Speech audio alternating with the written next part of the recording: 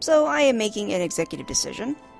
Probably not a good executive decision, not one that I think my friend wants me to make, but I'm gonna go make it anyway. At least I'm gonna go start it. So I mentioned, like, different jobs like mining and leatherworking and stuff like that, like carpentry and stuff. And I was like, well, I probably shouldn't, because then I'll get distracted. But then what I ran into yesterday was, after I was like, okay, well, I've got to be done for today so I can render my footage and all that. And then while the, footage was rendering and all that stuff, I still wanted to play the game, but I couldn't record because I was rendering a video. And so I was like, well, if I am going around crafty things, like going around mining or whatever, then I don't need to record any of that. But then I was like, oh wait, there's little story snippets to go with that, and I want to record that stuff. So I want to go do that now, get that out of the way, and so I can, go do all those extra things if I want while videos are rendering or whatever. And I may, just get these and not touch them until after all the DLC anyway, but at least I'll have it in the event that I just feel like fishing or whatever. So right now, I am standing next to a guild receptionist. Let's see, which one is this? Lynette. Well met, adventurer. You stand with the Miners Guild, the place where seekers of the realm's mineral wealth gather. With pickaxe and sledgehammer, we miners work rock and earth that they might yield us ores, fossils, precious stones, and more. If you have a mind to join our ranks, you would be pleased to know that we are currently recruiting. Great riches await those with strong backs and keen eyes. Do you wish to join the Miners Guild? Yes. A decision you will not regret. You have just taken your first step towards striking it rich. To look at the land around Ul'dah, one would be forgiven for thinking the region barren of opportunity. But beneath the surface, the scene could not be more different. There lie veins of copper, silver, and gold beyond measure. For as long as he has dwelt in Thanalan, men have availed himself of these vast deposits, giving rise to a thriving mineral trade, which forms the foundation of our nation's prosperity. Of course, the mining trade, as it is today, owes much to an event which took place some century and a half ago, namely the Mad Mithril Rush. Never before had the Sultanate seen such an influx of migrants. Endless throngs came from lands near and far, spurred on by the dream of discovering the mother's lode. Alas, a harsh reality awaited them. You see, the vast majority of these poor souls were miners in name alone, and they possessed neither the proper equipment nor the training to realize their dreams. To make matters worse, the mining concerns, who in these days held absolute power, did not scruple to exploit them. Presented with a glut of unskilled labor, they proceeded to fill every tunnel to bursting, and atrocious working conditions soon became the norm. Miners were paid a pittance for back-breaking labor, and saw naught of the riches they unearthed. Pushed to breaking point, the workers banded together to form the Miners Guild, with the aim of improving conditions while protecting the integrity of the trade. Since then, we have sought to educate the folk in correct mining practices, both to prevent accidents and to curb the impact that our trade has upon the environment. I trust you now have a better understanding of what we do. All that is left to is commit yourself to our role. When you are ready to do so, pray speak with me again. I shall guide you through the enrollment procedure. And this is why I wanted to record it, because I knew they had little story snippets. Even though I've never seen this one before, and I actually thought that was pretty interesting. So are you ready to join the Miners Guild? Yes. Music to my ears. I, the kind made when one pickaxe strikes gold. You must introduce yourself to the Guildmaster, Adalberta, right away. Her approval is required if you are to be formally admitted to our ranks. In case you're unaware, Adalberta is perhaps the most accomplished of those miners who still swing a pickaxe. Her understanding of our trade is unsurpassed, and her flair for prospecting uncanny. Her brain, in short, is a veritable gold mine of knowledge, much of it concerning the mining of gold. Ha! Jesting apart, you stand to learn a great deal from her. When you are ready, pray present yourself to Adalberta. You will find her down the steps yonder over by the bar. Har har. She's a gold mine of knowledge. I'm sure she's never heard that one before. I assume, yeah, this is Adalberta. And yeah, she's kind of like your typical miner. She's got pretty rugged looking clothing, lots of just kind of gray, nothing fancy.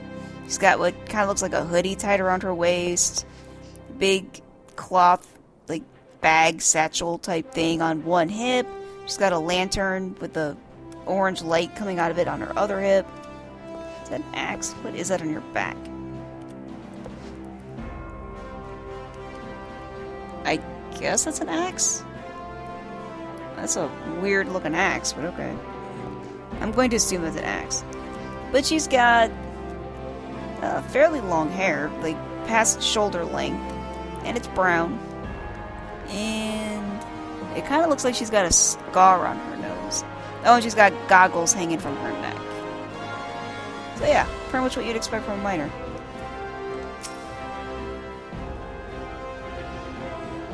Adalberta. Well met, adventurer. Adalberta is my name, and I'm the master of this guild. I take it you wish to become a miner. Well, our doors are open to all who aren't afraid to work hard and get dirty. Thanks to recent advances in refining techniques, it is now possible to smelt even low-purity ores. I mention this because it's allowed to reopen a number of mines, which were long thought exhausted, prompting trade to flourish.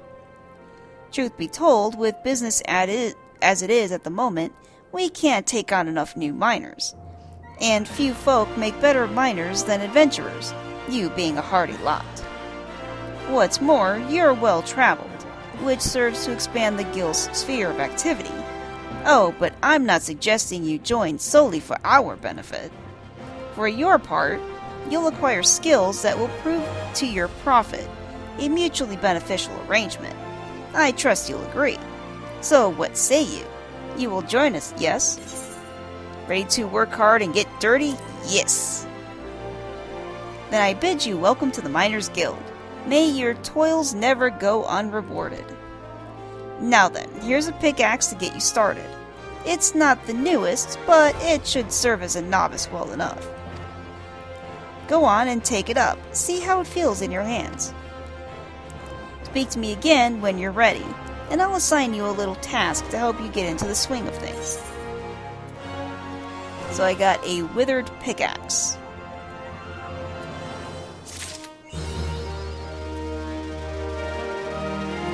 Got achievement. Storyteller 2 achievement. Miner unlocked. Gathering log obtained. Changing classes. What's this? Your main weapon determines your current class. Changing classes is as easy as equipping a different type of weapon or tool in your main hand slot. Huh. Well, let's try that out. So here's my main hand. That's my weathered pickaxe. I want to put that down at the bottom so I don't accidentally sell it. Let's equip that. Ah! I'm naked. Oh no! So yeah, I guess it changed my class, but now it made me naked. That's not cool. I'm assuming I can equip gear. It'll make me not naked. Oh, I can't. Oh no! I'm stuck being naked as long as I'm a minor. Let's put my clothes back on. Oh. It didn't put my clothes back on. I went back to be a mage thinking I was going to put my clothes back on, but I didn't put any of my clothes back on. Oh no.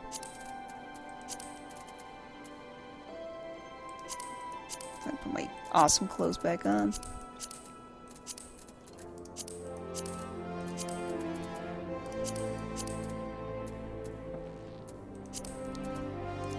Right ring. My friend gave me this other ring, which is cool. And then my friend told me that I don't have to look ugly with my ugly hats. And so I found a button that lets me turn the hats off. So even though I'm wearing a very ugly hat, I mean, look at that. I'm just basically wearing like a swimmer's cap.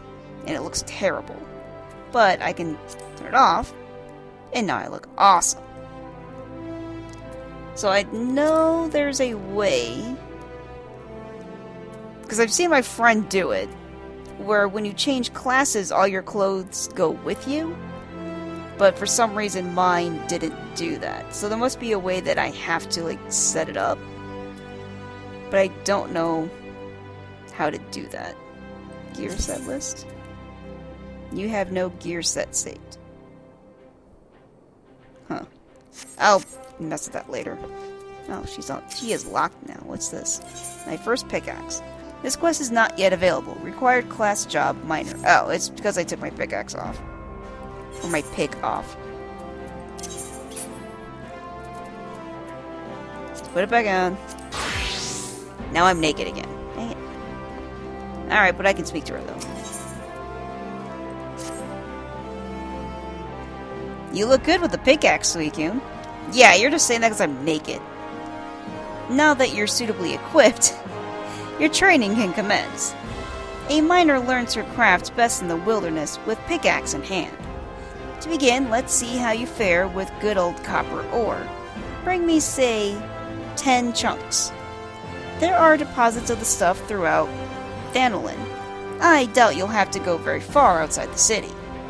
Seek out some promising locations outside the gate of the Sultana and the gate of Nald and swing away.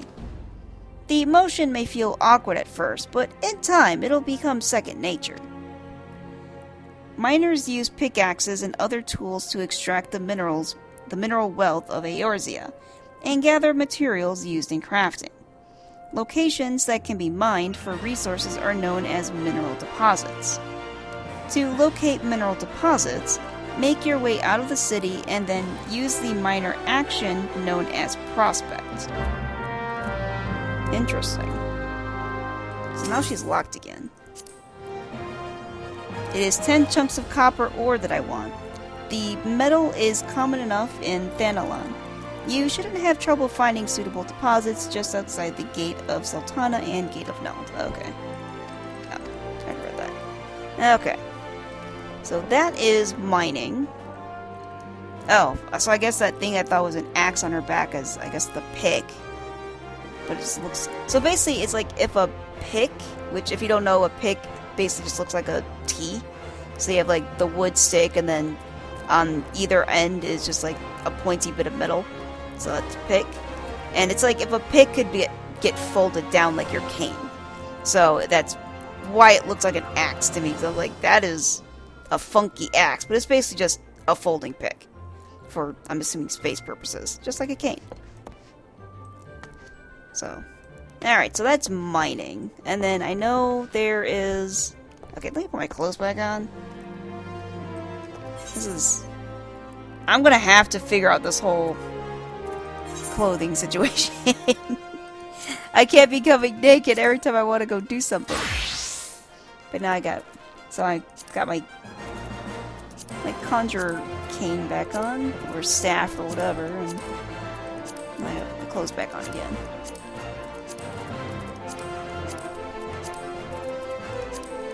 And equip.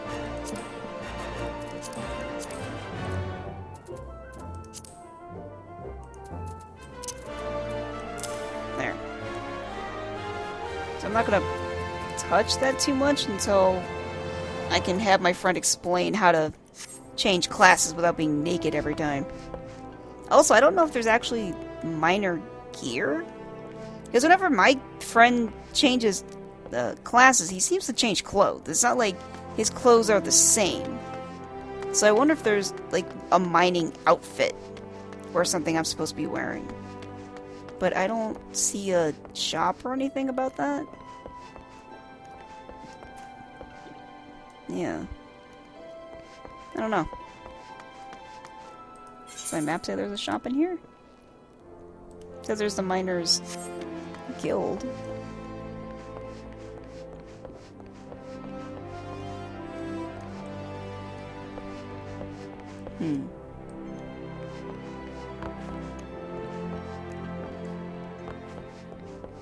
What's this guy say? Crooked Haft. Minin' as much about restin' as it is about working. That is to say, a hard day's labor demands a hard night's drinking. Okay.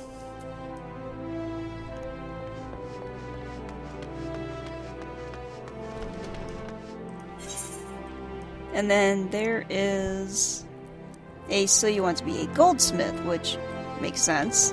So the thing about Old Da is it's kind of like if you imagined Egypt, it's kind of like Egypt in a way. The inside, the interior where I'm at is, very castle-like. It's all made of stone. And unlike most castles, which you usually see as gray stone, this is like a sandy, kind of like light brownish stone. And it's, very smooth, very ornate. It's very cool.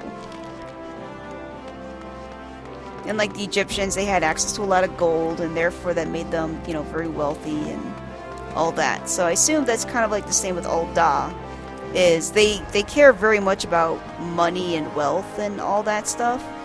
And so, so having the Miners Guild and, goldsmithing and being able to craft jewelry and let's see what else is in this place. Weavers, so like Egypt was also good about like I think was it silk or is that China? But I mean they have where you can make basically silk and all that stuff here. So yeah, that adds up to this place being very rich. So let's talk to this Jamine? No, Jemime? Wait, Jemime? Yeah, I guess. Jemime. Let's talk to this goldsmith lady. Good day to you, adventurer, and welcome to the Goldsmiths Guild. Have you come to observe our artisans at work? Indeed, it is a marvel to watch. Goldsmiths transform raw materials and uncut gemstones into sparkling rings, earrings, and necklaces, some of which possesses magical properties, no less. Ooh, that's cool. If you'd like to try your hand at goldsmithing, the guild is open to adventurers like yourself. No prior experience is required, for we teach all you need to know about the craft. Would you be interested? Sure. It pleases me greatly to hear you say so. As the first step, I would have you understand the purpose of our guild. The vast mineral resources of Thanalon had given rise to grand goldsmithing tradition, which has been refined through the ages. Our techniques are renowned across the realm, our creations held in the highest regard. However, we Eshtames? Yeah, I'm gonna go with Eshtames. Eshtames lapidaries, the premier source of Aldan jewelry, were not content to rest on our laurels. Seeking to advance our craft, we turned our eye to the east, only place in the known world whose goldsmithing was said to rival our own. We built the finest facilities to beckon the masters hither, and blended their foreign techniques with ours. Our guild quickly became the center of Eorzean goldsmithing. Aye, here you shall benefit from the refined wisdom of countless veteran craftsmen. You will learn to see the potential in your material and shape them to your will.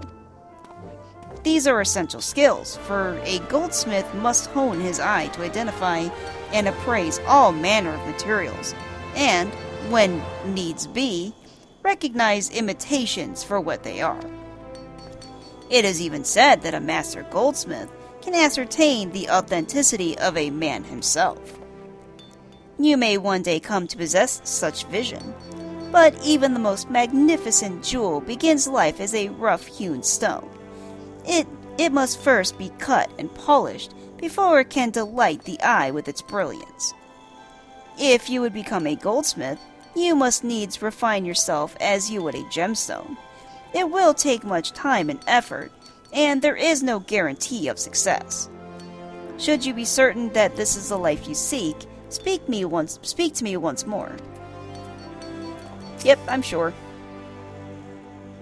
Before you can embark upon your journey to become a goldsmith, you must first seek the audience with our guildmaster. Are you ready to do so? You shall find Mistress Serendipity on the workshop floor just down the steps. Show her your burning desire to learn, and you are certain to receive her permission to join. Okay.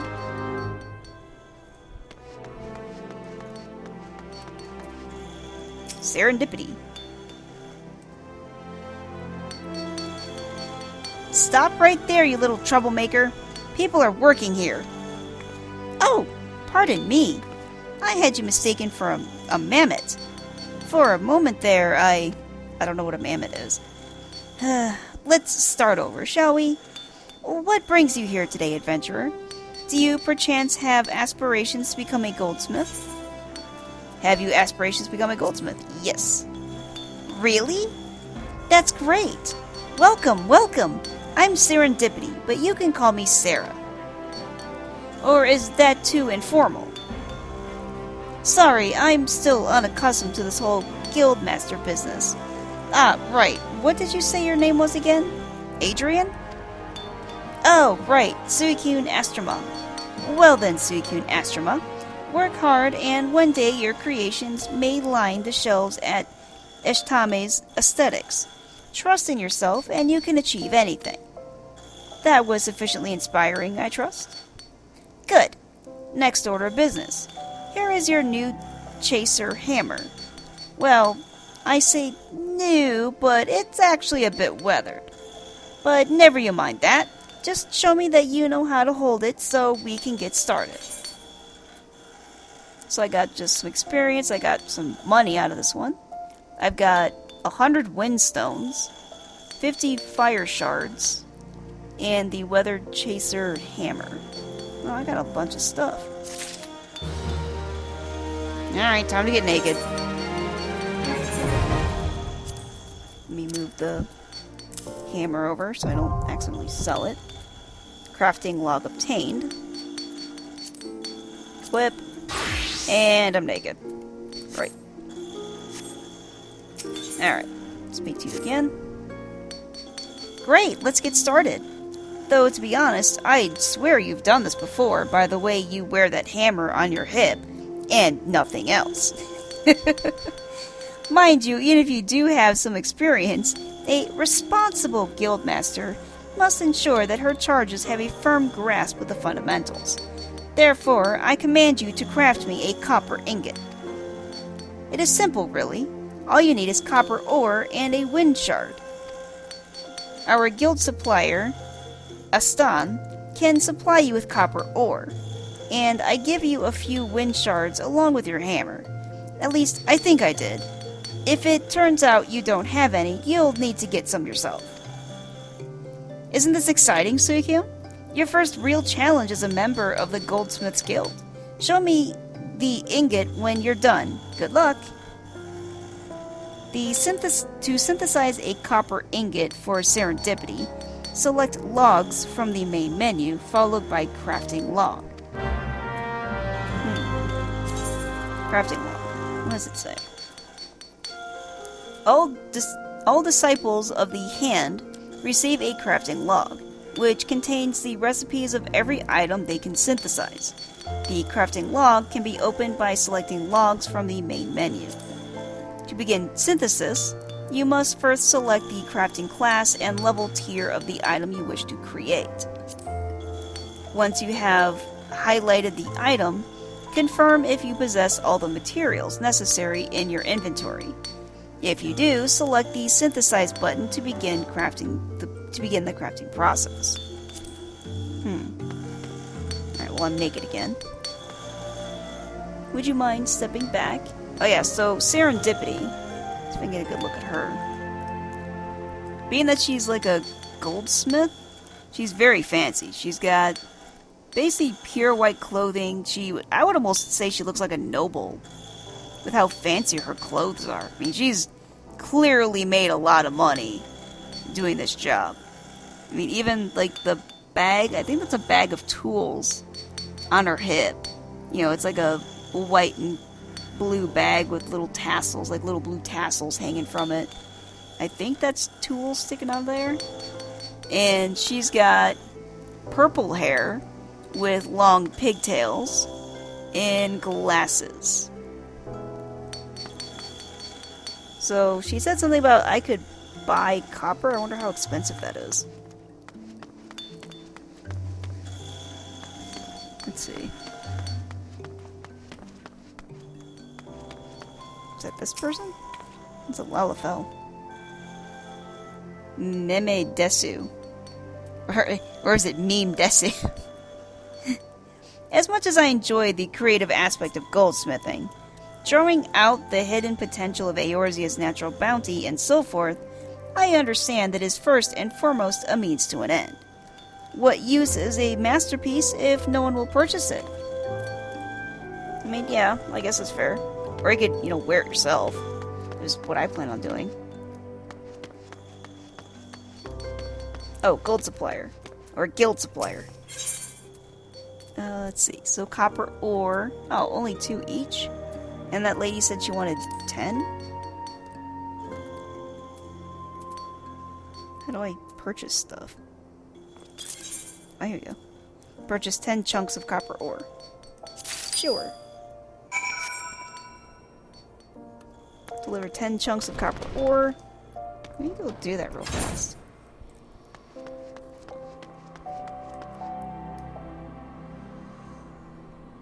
It still says it's locked. Oh, probably because I'm not. Probably because I'm not a miner. Let's see. Weathered pick. Did that unlock it? Oops. Yeah, there we go. Alright. Let me go back over there. And talk to her so I can deliver. I totally mined this myself. 100%. Never mind that I'm naked and completely clean. Definitely went to some dark, dusty cave and, got all dirty.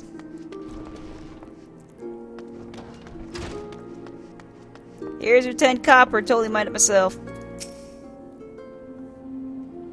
It's 10 chunks of copper ore I want. The metal is common enough. Oh, wait. Oh, here we go. Gotta give it to her. Hand over. She's looking at it, inspecting it. Let's see here. 10 chunks, just as I ordered. Well done, Suicune.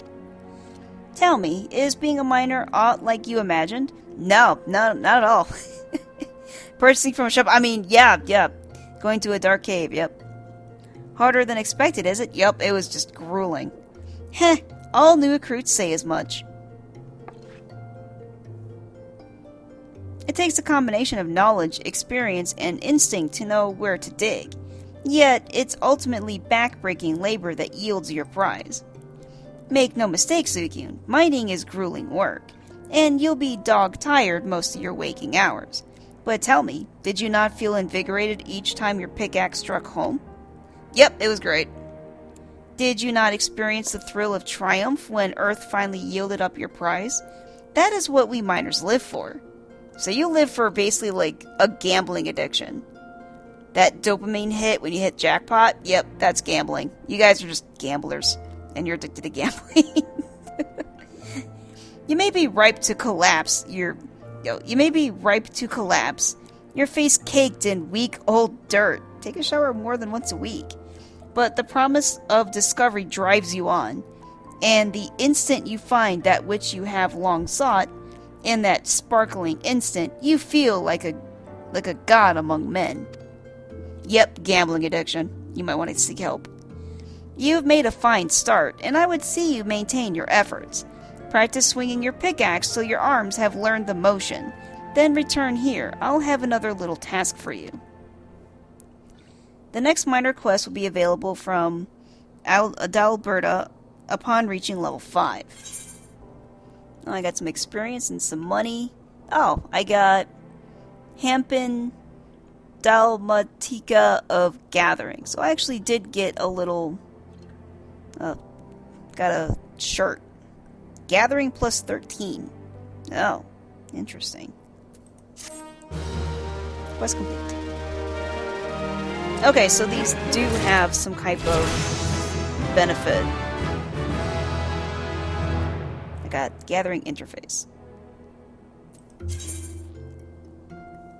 A list of items available through Gathering can be viewed by opening the Gathering log. This feature is accessible via logs on the main menu. Items that you have successfully gathered at least once will appear with a check mark on their icon.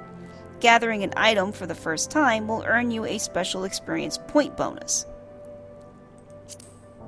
Certain items can only be obtained in certain areas. To confirm where an item might be found, refer to your Gathering log. Cool.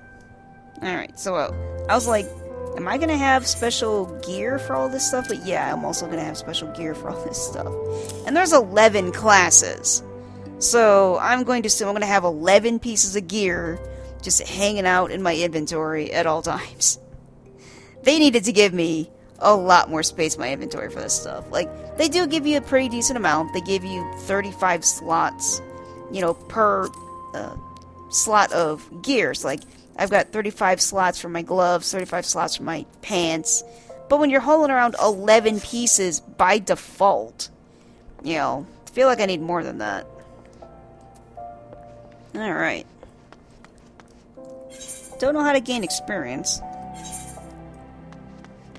I mean, do I have to, like, beat up enemies? Or do I gain experience by actually mining? That I don't know. I'll ask my friend when he gets on. It's very early. I woke up early and I couldn't go back to sleep, so I was like, well, guess I went to Final Fantasy XIV. At, you know, 6 a.m. Alright. And then let me change back to... back to a goldsmith. So since I can just buy copper and she wanted me to craft something, I can just go do that.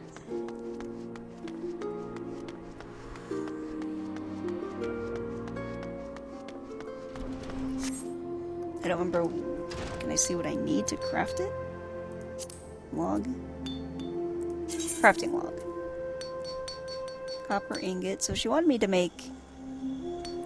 What did you want me to make? A copper ingot?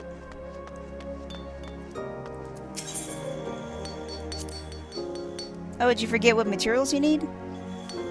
Hassan over there can sell you copper ore, but I'm afraid that doesn't stock wind shards. Don't think too hard, Sukyun. Just give it a try and see what happens. I wanted to know what I needed to give you. Deliver a copper ingot. Okay. So, what do I need to make a copper ingot?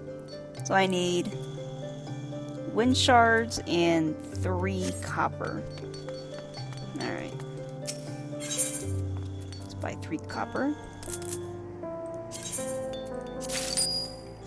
Alright, so I got 3 copper. Let's craft a thing. So I've got copper ingot selected. I've got some wind shards, I guess. And I've got copper. Oh, I got a little animation here. Oh, what's going on? Copper ingot. Let's see. Durability 40 out of 40. Condition normal. Progress 0 out of 9. Quality 0 out of 80. HQ 1%. What's this? I don't know what that is. Calculations. At 100% efficiency, progress increased by 6. You have not yet learned this action. Crafting, what does this say? Crafting is similar to a battle in that various actions are used to proceed. Successfully crafting an item entails executing synthesis actions to achieve 100% progress before material durability reaches 0. If durability reaches 0 before progress has reached 100%, the synthesis will fail and some of the materials may be lost. Items that you have successfully crafted at least once will appear with a check mark on their icons. Crafting an item for the first time will earn you a special experience point bonus. So I've got a button here. So click the button.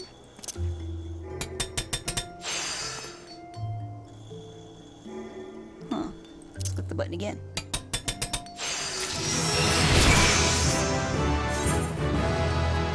I leveled up. So I crafted a copper ingot. And I had like a little table and she chiseled at it.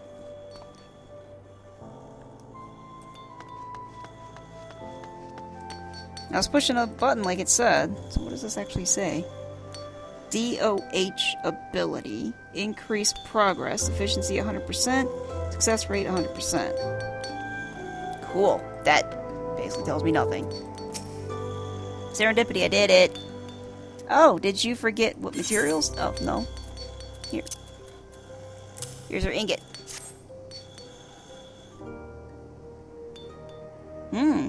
You know, I think this is quite... Oh gosh, how am I gonna pronounce this? So... Gigi? Or Gigi? G-I-G-I? Gigi? And then it says N-E star G-I-G-I-G, all capitals, star, some other different type of star, G-I-G-I-G-I, star, and then dot dot dot, bzzz. Okay. Don't know what's going on there. Utter garbage. The worst, not even fit for making a chamber pot. Quiet, Gigi. I'm the guildmaster. I get to decide what's fit for a chamber pot. Please excuse me. He gets a bit overzealous at times. Gigi is my assistant, but he has a habit of butting in with his opinions. Most Momets are rather simple, capable of no more than rudimentary speech. They can be relied upon for menial tasks, but little else. Gigi, on the other hand, is quite intelligent, and quite stubborn, I might add. I suspect that's due to his age. He's been with the guild for an eternity, ever attending each guildmaster, but recently he's been coming and going as he pleases. N-E star, G-I-G-I-G-I, star, other star. Kneel before Gigi, the one true guildmaster. Respect my authority. Ignorant mortal, or suffer my wrath. It's like this every day, Suicune. I'm afraid the experience he's accumulated over a century of assisting guildmasters has made him arrogant. It's quite intimidating, really. I may be the guildmaster, but he's like a walking, talking archive of all knowledge to do with our craft. Oh, I completely forgot about your ingot. Sorry. As I was about to say, I think this is very, very good for a beginner. It's reasonably pure and well-formed. I dare say you've got a knack for this, Suicune. What you need now is practice. So keep practicing with your hammer and come back here whenever you've gotten more comfortable using it. Be gone. Wait. Yeah. Oh. Bugger off, greenhorn. Okay. I'm trying to... I think this is the robot thing. He basically just looks like a floating hat. Yeah, it just basically looks like a floating hat. The next Goldsmith quest will be available from Serendipity upon reaching level 5. And I got a reward. I've got a whole bunch of wind shards, like 150 wind shards, 100 fire shards, 30 copper ore, and hempen kurta. So the chest piece, let's see, craftsmanship plus 18. Okay, I got a lot of good stuff for that.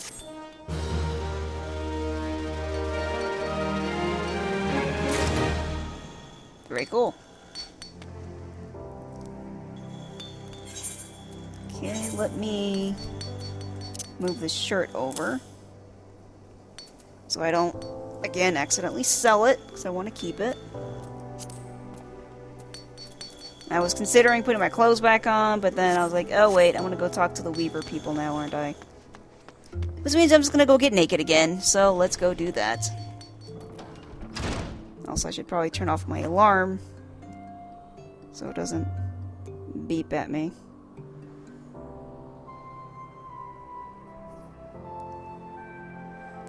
Alright. So you want to be a Weaver is going to be over this way. Running around in my underpants. Ignore me. Don't worry about it. Nothing to see here. It's probably a good thing I'm on super early and there's hardly anyone on. Probably like, why is this newbie running around naked? I'm just going to be like, I don't know how to have clothes. Every time I change my class, my clothes go away.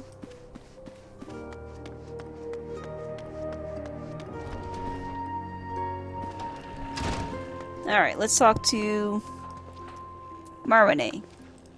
Or Marone, maybe. Greetings, adventurer, and welcome to the wellspring of Ul'dah fashion. From humble thread, our peerless artisans weave wonders, dreams in fabric form. We are renowned as Eorzea's finest purveyors of quality textiles, and as her foremost arbiters of style. Needless to say, such renown was not won without effort. Ours is a tremendously demanding profession, you see, but also highly rewarding one. It is little wonder that so many adventurers have set their hearts upon joining us. Might you be one of them? Join the Weavers Guild? Sure. Ah, I thought as much. Then I'm sure you're eager to learn all about our illustrious history. As I'm sure you know, Thanalan can be a perilous place, its vast deserts being wont to punish the unprepared. While a menagerie of ferocious beasts stalk the sands, the greatest foe is, of course, the midday sun. And so, ever since man first set foot on this region, he has favored light, flowing fabrics that shield him from the sun's rays, while allowing his skin to breathe. Of course, Uldahns have ever been a people of taste, and demand for more extravagant designs spurred innovation, resulting in textile goods who appeal extended far beyond our borders.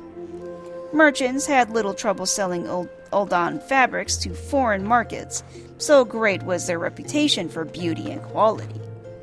And when traders from those same markets sought to peddle their lesser products in Thanalan, well, it gave us little cause for concern. Sun silk tapestries is synonymous with the textile trade in Ul'dah, you see. Those who come here hoping to peddle cheap rags swiftly learn the price of doing business in our territory. Wiser men and women with an interest in our trade choose instead to join the guild, which the company generously operates for the betterment of Ul'dah society. We offer our members the tools and techniques needed to become successful, and should they prove themselves especially skilled, they may even be offered direct employment as sun-skilled silk weavers. Just imagine, adventurer, your designs could one day dictate the course of Ul'dah fashion. If you desire such fame and influence, then you might be granted a place with us. provided you are willing to embrace hard work. To ensure candidates can endure the rigors of our profession, our guildmaster has taken upon himself to evaluate each one personally. When you are ready to submit yourself to his rigorous scrutiny, say the word. Oh god. Are you ready to meet the guildmaster? First impressions are everything, and you do not want to present yourself poorly. I mean, I am still naked, so, I mean, he'll probably, be just fine. Excellent. Though I do wonder if your attire is appropriate for the occasion. No. I mean, my underwear's great and all, but, yeah. You will find the esteemed Redolent Rose supervising guild operations over yonder. He is, how should I put this? He is relentless in his pursuit of excellence. So long as you demonstrate that you are similarly committed, he will treat you fairly and with respect.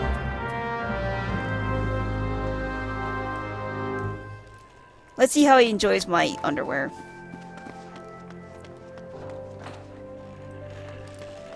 Oh, he's up here.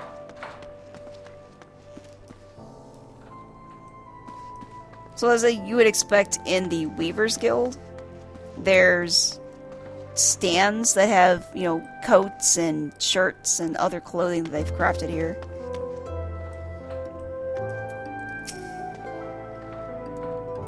Oh, the Guildmaster is an orc. I think that's an orc. If he's not an orc, then he is one of those beast men. So I only saw this in the character creation screen. I don't think I've actually seen anyone be this class. But they had like a giant wolf man or like beast man type character. Kind of like Beast from X-Men. He was basically Beast from X-Men. Except brown and not blue. But yeah, he kind of just reminds me of Beast from X-Men. Redolent Rose. What do we have here? Another adventurer in search of thrills and excitement? He's dancing around. Shall I dance you a merry jig? No. Well, if this fails to please you, I suggest you run along.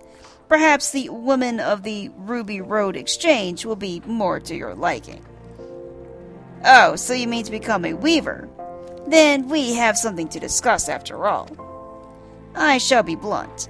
Weaving is an art, and, like all true artists, we must make sacrifices and suffer for our craft. So tell me, adventurer, are you prepared to suffer? Are you prepared to suffer? Yes. So you say, but only time will tell. In any case, you need equipment to get started. This needle should suffice you for now. I need not explain what a needle is, I trust. Good. Then hold it as you would when sewing and show me you're ready to begin. So I've got a little bit of experience, a little bit of money. I got 100 lightning stones, 50 wind shards, and a rusty needle. Great. Don't prick yourself. Hope you got your tetanus shots.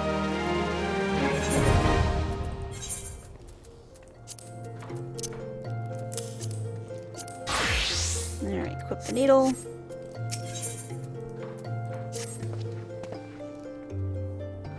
Well, you look like you were born to hold one of those. Even so, I suggest you keep it somewhere safe, because otherwise if you prick yourself it is rusty and you'll therefore get tetanus and die. Especially when clamoring over haystacks, as I shan't be issuing you another. Great. Now you certainly look the part, but it remains to be seen if you can play it. I bid you craft me a spindle of hempen yarn. A trifling task, yes? Well, I do hope you find it so. Should it seem even remotely testing, you have no future at all at this guild. To make hempen yarn, you'll require moko grass and lightning shards. The former can be purchased from our own dear Gigama. The latter you'll have to find for yourself. That is all. To synthesize a spindle of hempen yarn from the Redolent Rose, select logs from the crafting guide. Yeah, right here. kind of learned about that. Let's see, deliver a spindle. Let's see. Hempen yarn. So I need 2 of the Moko grass.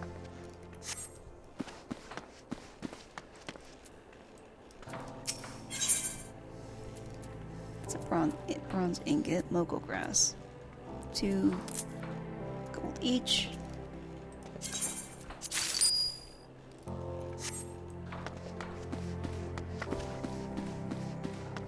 Also, the beast guy, he is in, as you would imagine, a very fancy blue outfit with a very...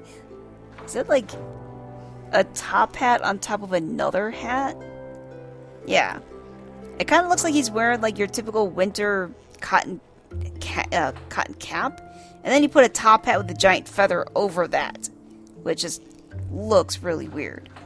And then on his left hip, he's got a cactus man sewn into, you like, not crochet, but yeah, he knitted that there. Everything on his other hip. I think that's a bag? I'm not sure. But yeah, he looks like he's about to be in a marching band. This basically looks like he's trying to be in a marching band. Let's get some of these buttons.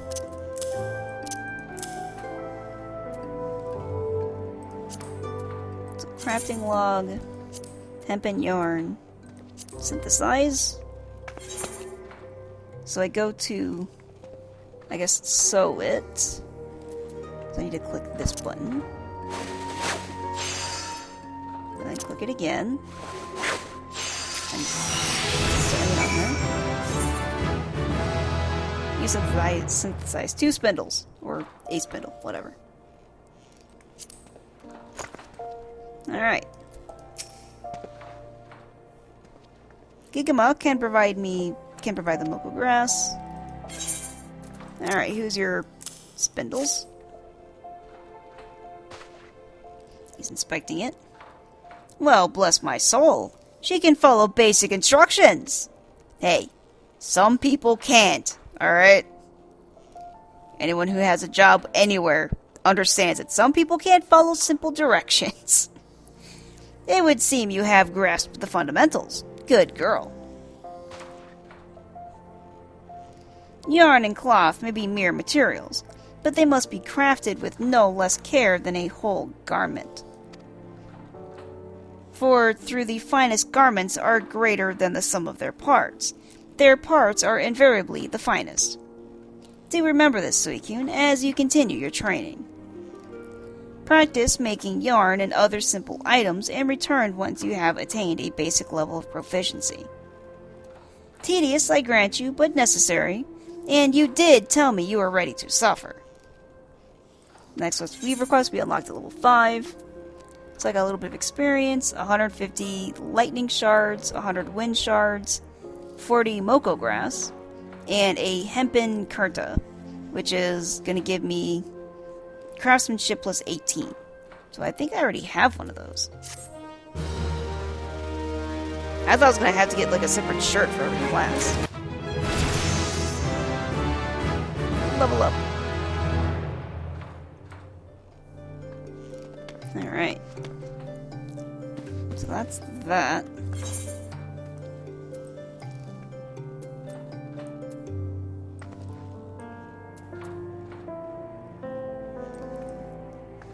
Do you want to be a gladiator? No, I do not want to be a gladiator. So you want to be an alchemist? I do want to be an alchemist. Alright, let's go be an alchemist, I guess.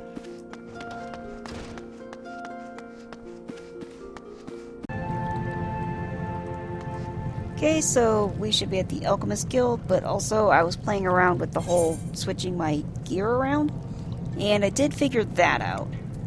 So on my character screen, I can click gear set list, and basically what I did is you have to. So like I've got the staff for my conjure equipped. I've got all my equipment that I want, and then I click on the gear set list. At the top left corner is a create new gear set. and Conjure showed up with, I guess, my armor rating or something. And so all I need to do is click on that, and it'll equip this set. And if I, say, increase my gear, because I get better gear, there's a little icon that says Update Gear Set, and it'll update it so I don't have to update this whole thing. And I just did that with the miner, so I can click on miner, hit equip, and now I am a miner. Where I've got my little pickaxe equipped, I've got my gathering shirt on, the few rings and things it allowed me to have, because a lot of the gear is not even allowed when you're these classes. So like if I click on, my gloves, I can't click any of the gloves that actually do stuff for me. I can click on like the Elysian, the gloves that I had at the very beginning of the game, because that's for all classes, so I could equip that stuff if I want, but nothing else, that actually gives me stats and, might be actually somewhat useful. So you're kind of you're pretty squishy when you are a miner and stuff like that.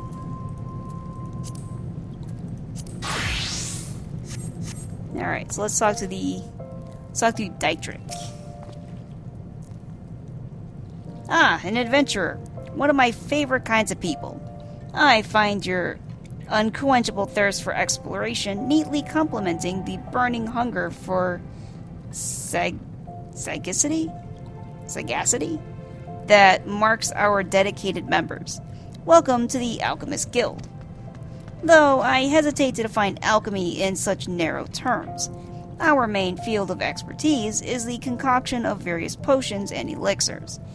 There are salves to treat all manner of afflictions, not to mention miraculous libations that enhance the imbiber beyond her natural physical limits. As an adventurer, I am sure you can appreciate the eminently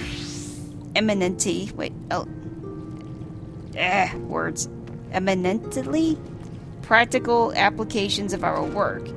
What say you, madam? Care to take up mortar and pestle and join our ranks? You wish to join the Alchemist Guild? Sure. Wonderful. Now then, allow me to give you a brief history of the guild before we tackle the official paperwork.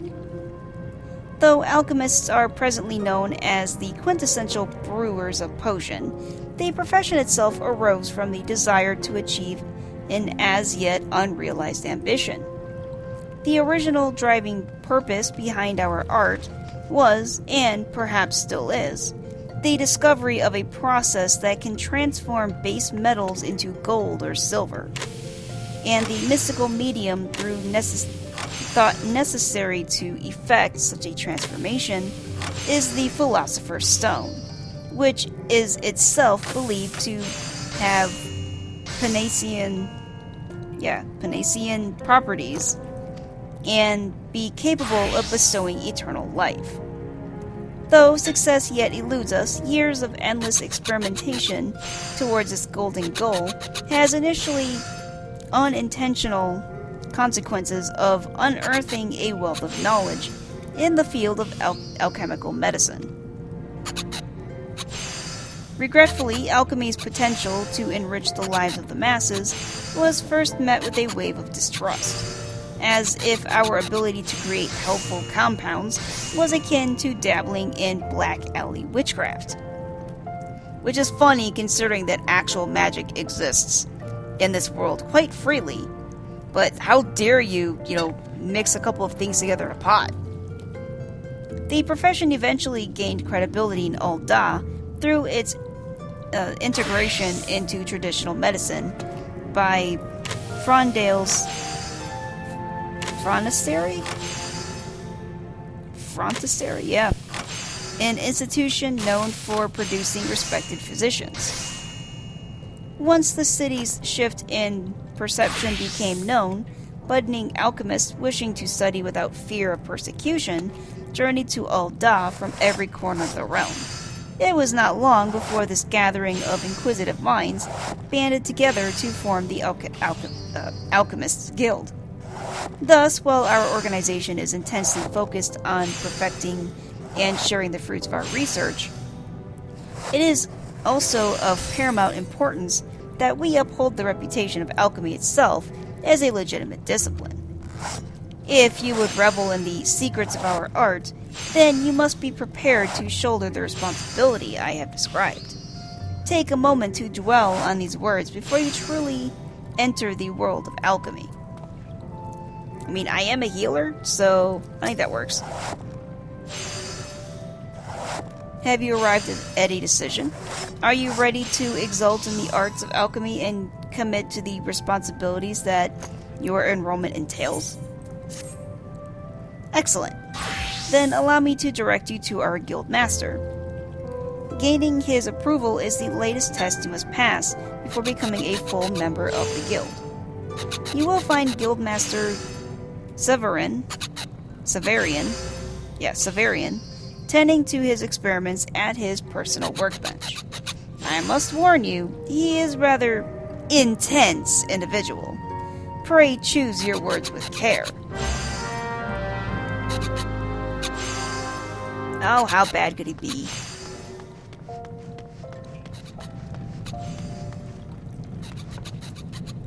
Severian. He's got a white trench coat on.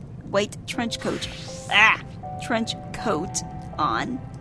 With a black and purple shirt. At first I thought he had an eye patch, but I think it's just like a goggle of some kind. He's very fancy for a scientist. He's like if scientists were super fancy. Severian. What? What is it this time? Ah, you must be the merchant's lackey, come to bring me my imp wings. Let's have them then. Huh? Not a lackey? An aspiring alchemist, did you say? Speak up, and pray that I hear you awry.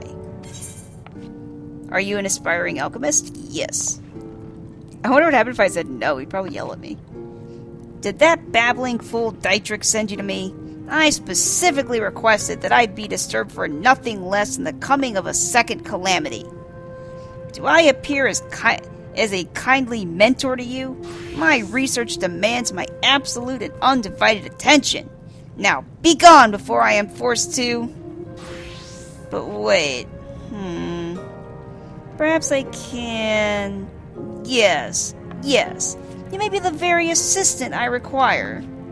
I have had a change of heart. Congratulations, I approve your application to the guild. It is with great pleasure that I welcome a fellow seeker of knowledge into the fold. We can dispense with the interminable initiation ceremony. Yes, here is your first alembic. Yeah, alembic.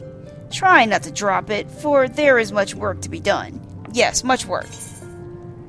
So I got a little bit of experience, a little bit of money, 100 water shards, 50 lightning shards, and a weathered alembic.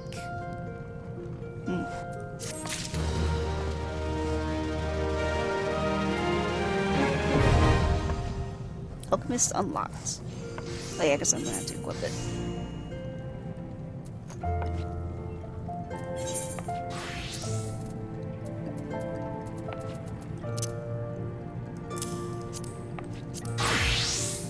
Time to be naked. I may as well just make a thing for it now.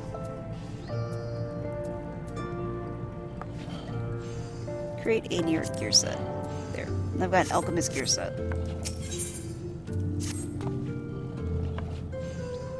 Ah, I see you've managed to take hold of the alembic without injuring yourself. An auspicious beginning. Let us see if we can continue this trend of unexpected success. For your first lesson, I want you to use your weathered alembic there and make me a bottle of distilled water. Distilled water is simply the end result of purifying a murkier sample of life's most vital element. As such, it provides the perfect introduction to one of alchemy's most fundamental processes, taking a material and refining it into a purer form. To perform this rudimentary exercise, you shall require a pail of muddy water and a water shard. The impure water can be purchased from the supplier, standing near the entrance to the guild. The name momentarily escapes me. Esminet? Yes, that was it. If it happens that you find the basic task beyond your abilities, then mayhap alchemy is not the discipline for you. Which would be quite upsetting, as I detest the thought of having to select new assistant. Try not to disappoint me.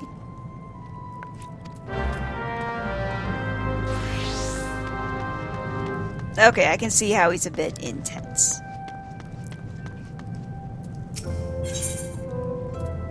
Just a tad. Alright. I need muddy water?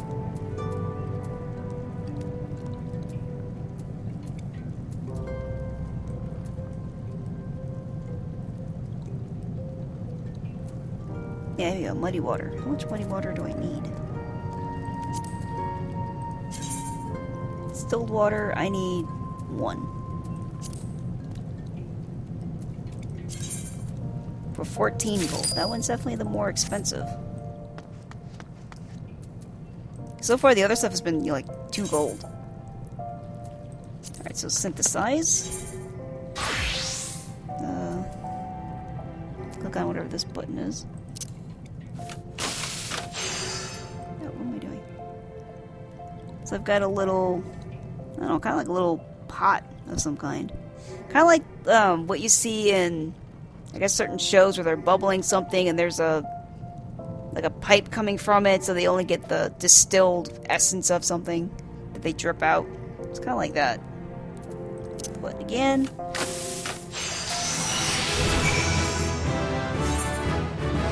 level up.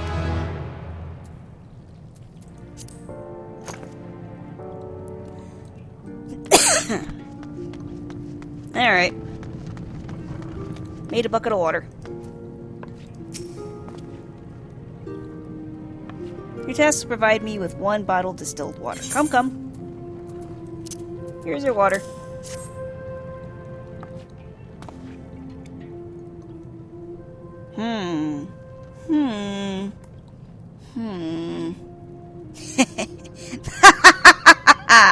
Magnificent! Your transformation into an alchemist has begun! Oh god. Do you understand the liquid treasure you have made? Yes, it is still simply water, but now possessed of almost limitless potential. In a properly distilled state, water provides the base ingredient for all manner of wondrous concoctions. On the other hand, a potion created with impure water is not only unlikely to have the desired effect, it may well poison the imbiber. Look well upon the substance you have refined. See how crystal clear it has become. Not the most flavorful of libations, but still refreshing to pour over one's head on a stifling summer afternoon. Tell me, how did you feel in the instant of its purification? Such a fine result must have sent thrills of excited satisfaction down your spine. Yes, I know well the sensation. To glean a pristine drop from filthy swill, it is a miracle born of mortal artifice. Nothing can compare to the rush of triumph in the moment when physical laws bend to one's will. Nothing! The greater your mastery of alchemy, the more ecstatic that feeling becomes. Go, fill your chambers with bottles of distilled water and revel in each success. I return now to my experiments. When next you disturb me, I shall expect your skills to be worthy of a guildmaster's chosen assistant. I got a little bit of experience. I got 150 water shards, 100 lightning shards, 10 muddy waters, and a Heben Kurta, which is giving me the plus 18 craftsmanship.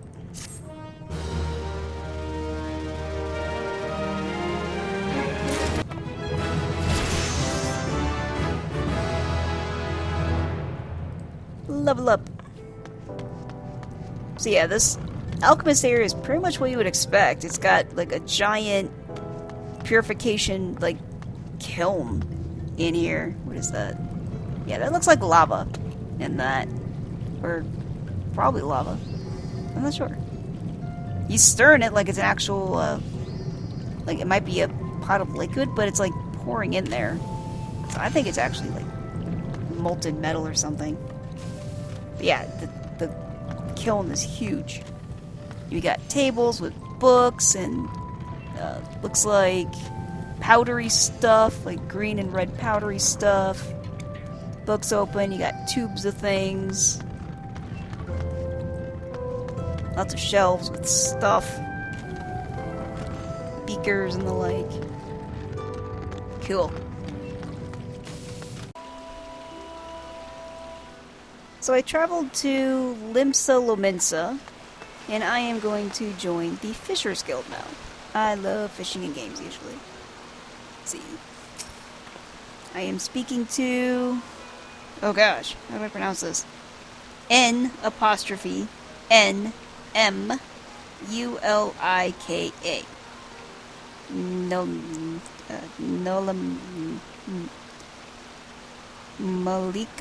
Malika.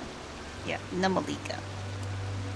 Well, a well-wishing welcome to you, adventurer friend. You've worked your way to Fisherman's Bottom. When you want fish for just a day, you can call a culinarian. But we fishermen feast for life.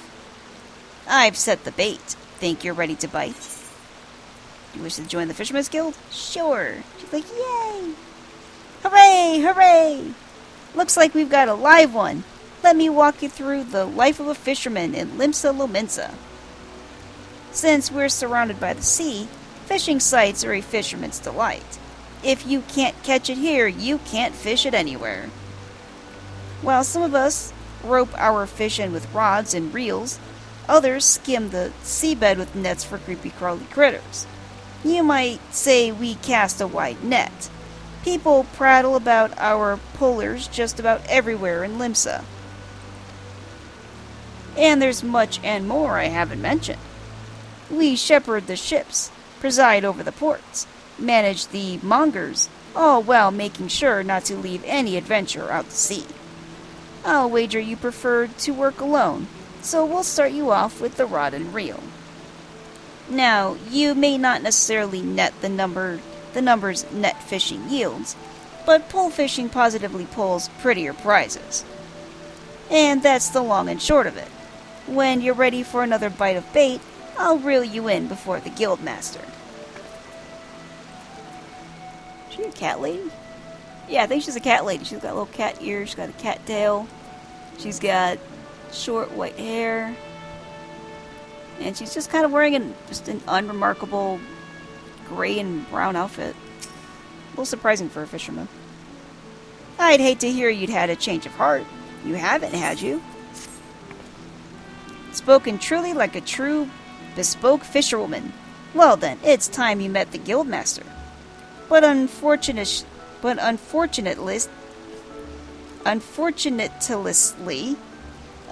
Unfortunately, she actually said unfortunately, and somewhat ironically, our nefarious netmaster is out fishing at the moment.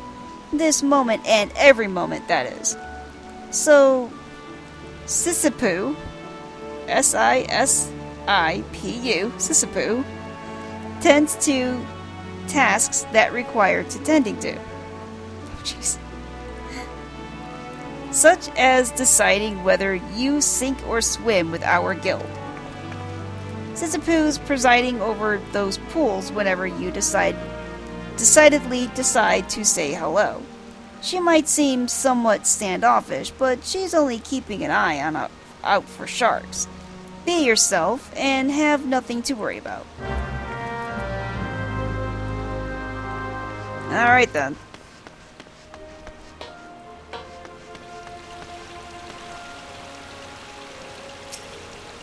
Oh, you're a Lalafell. Little itty bitty person. Yes, save your breath. I heard every word between you and Malika. So I know she told you my role here. As she said, Wawa Lagos supposed to be the guildmaster, but apparently he has bigger fish to fry, so all his work falls to me. That includes making sure our new fish aren't shellfish idiots, or potential anemones. You've passed the first test by not laughing at that awful joke. Now, you only need the right answer to this question. Are you prepared to fish like you've never fished before? Are you prepared to fish like you've never fished before? Yes. Well, you're smarter than the majority of bottom dwellers that find their way here. Welcome to the guild. But do most people just say no? Now, this wouldn't be much of a guild if we sent you out to sea with only a pole and a prayer, so I suppose I can spare you a few pearls of wisdom. Nevertheless, you're still going to need that pole and a prayer, so I can at least provide you with the former. Here you go. 1 out of 2 isn't bad. I'll even throw in these lugworms, since you're not like to get far without the bait. The rods we bestow upon our new fish are priceless objects, which is to say, they don't cost anything. Once you know what you're doing, you'll probably want a proper one. But in the meantime, let's see if you can figure out how to hold your pole. Ready the one I gave you, and your lesson can begin. Got a tiny bit of experience. I got weathered fishing rod and 99 lugworms. Readying your line. Fisher unlocked. To fish, fishing log obtained. To fish, you must first change your class to Fisher by equipping a rod in the main menu. If the body of water you are near is fishable, the icon for the cast action will glow. Determine a bait to apply to your line by selecting bait action and then check marking the desired item from the list that appears. Some bait can only be used in certain locations for landing certain types of fish. Bait and tackle can be harvested, made by disciples of the hand, or purchased from various merchants or fieldcraft vendors. Always make sure your inventory is stocked before heading out into the wild. Alright. Time to get naked.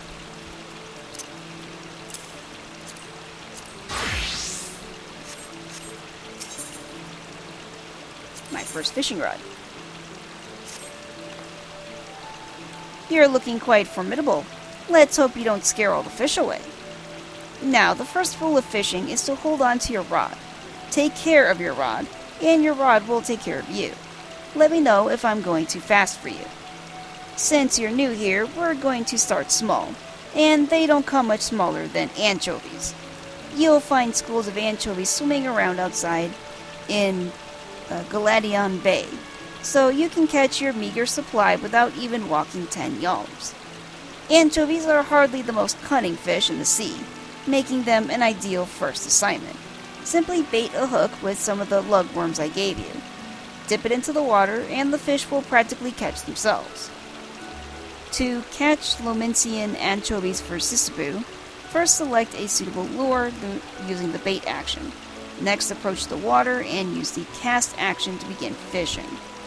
When you feel a tug on your line, use the hook action to reel in your catch. Fishing log.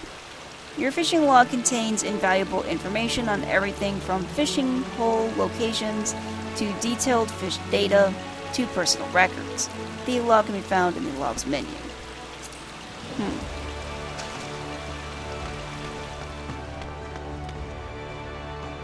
I'm assuming it's considered gathering?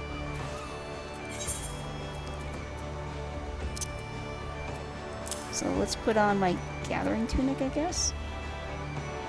I mean, if nothing else, it couldn't hurt anything to put it on. Put my rings. Take my gear set. Oh, whoops. Oh, cancel that. Oops. Create a new gear set, now I'm a fisher. There we go. I'm gonna actually see if I can try this. So the first button is bait, cast, hook, and quit. Cast light. Lights up the tip of your fishing rod. So let's click on bait. Click on lugworm. Let's just click out of that then.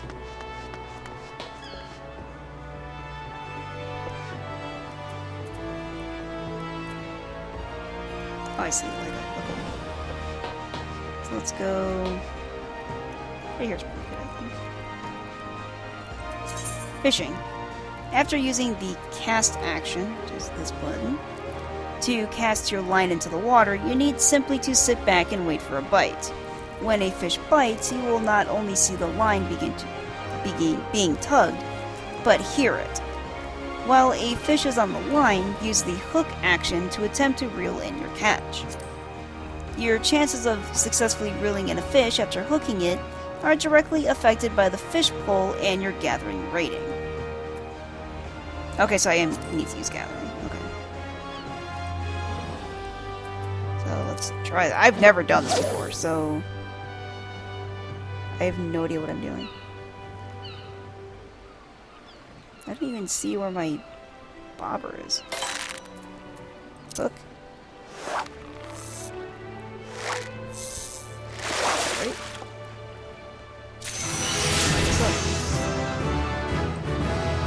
Ooh. Lumensian anchovy. Acheron anchovy. She's doing the action like she's holding up a fish. I think that's what she's supposed to be doing, but I don't see her holding anything. Is it in my inventory? Yeah. Got an anchovy in my inventory. Deliver Lumensian anchovies to Sisyphus. Let's try it again. Cast.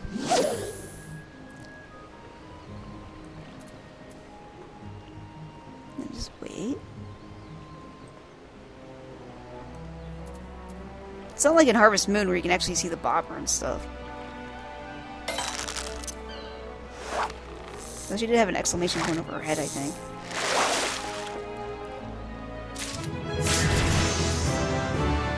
Oh, I didn't catch that. I caught the Murthor Gobby? Something that's not an anchovy. Alright. I was only supposed to catch 5 anchovies, but I caught something else too. And wait for the exclamation point. The hook button. Got another gobby. You're supposed to get anchovies, not gobbies.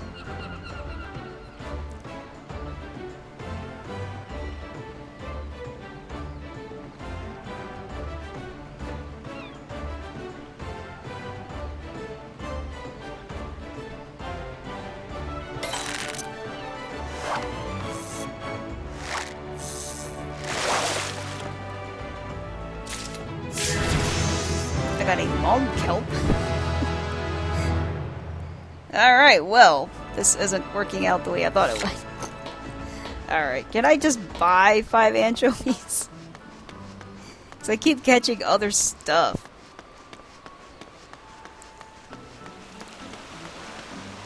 That's a receptionist. Where do I buy bait from?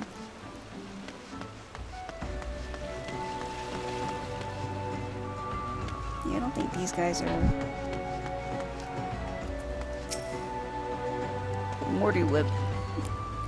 Well, they must admit that the variety of the catch found in Costa di Sel pales in comparison to the teeming fish market of Limsa Lumensa. And if one were to consider the dilemma inherent in transporting freshly caught cargo from the city, it may prove wiser to employ a fisherman directly at the manor. Do you happen to know of a guild here who is willing to hire out individuals talented with a line and lure? Okay, so you're not stores.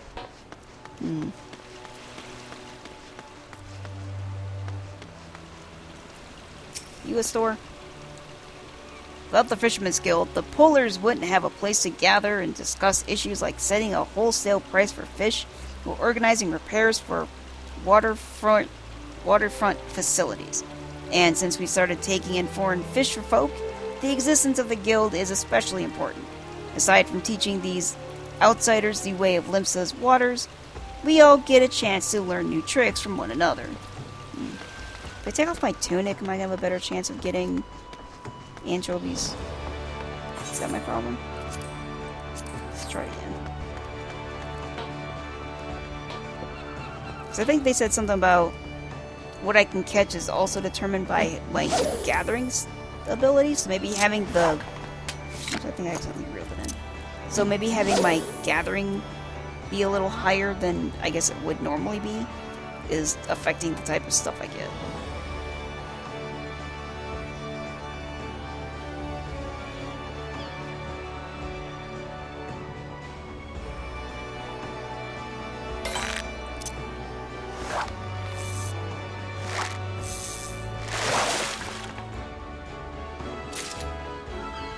Maul and kelp.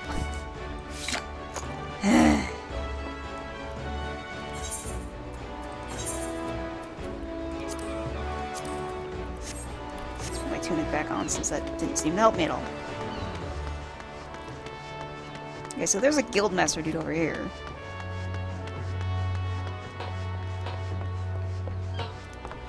He's a Lalafell. He's got like a cowboy hat on. Wabalago.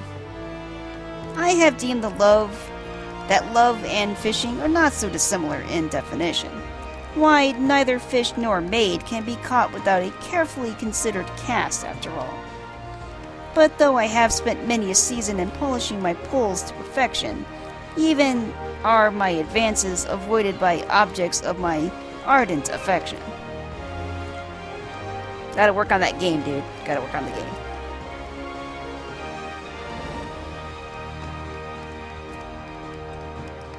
So that's over there. So I want to be a rogue. No, I don't want to be a rogue. I was hoping to be a level 5 fisher, but the game is basically saying otherwise. Is there a store in the area? Not that I see. I'll have to figure out the whole anchovies thing later, I guess.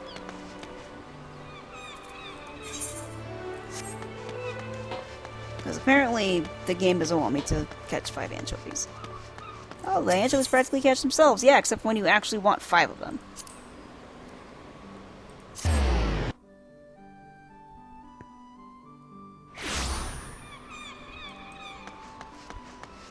So, to go with fishing, of course, you're going to have the culinary arts. So, let's speak to this receptionist. Charles. I beg your pardon, good madam, but this is the Culinarians Guild. If you are here to dine at the Bismarck, one of our waiters will be along shortly to show you to your... Oh, you're not a patron?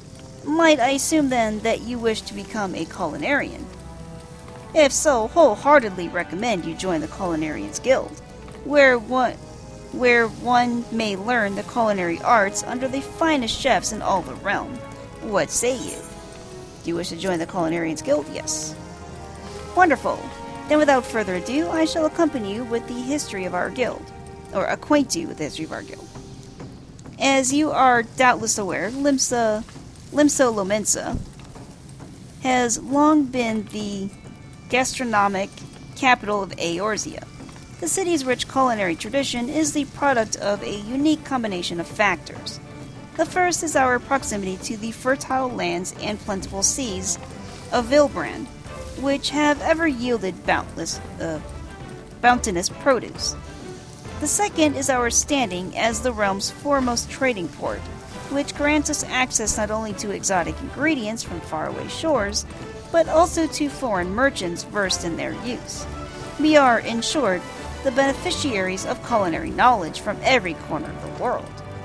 Until recently, knowledge of this kind was passed on solely through word of mouth, and was therefore susceptible to corruption and loss. But that all changed when one man made it his mission to catalog every recipe of note. His name was Admiral Guolfskin,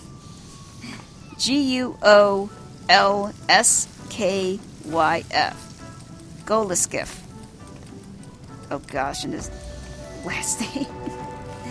Baldwin Sim. Yeah, I'm going with that. Also known as Masked Cleaver. The man's love of fine cuisine was such that at sea, he would regularly spend as much time preparing meals in the galley as giving commands on the bridge. It was none other than he who founded the Culinarians Guild and confided cooking methodology. I think codified cooking methodology. Today, the guild carries on that dude's last name, Baldwin's legacy, though the scope of our endeavors has expanded significantly.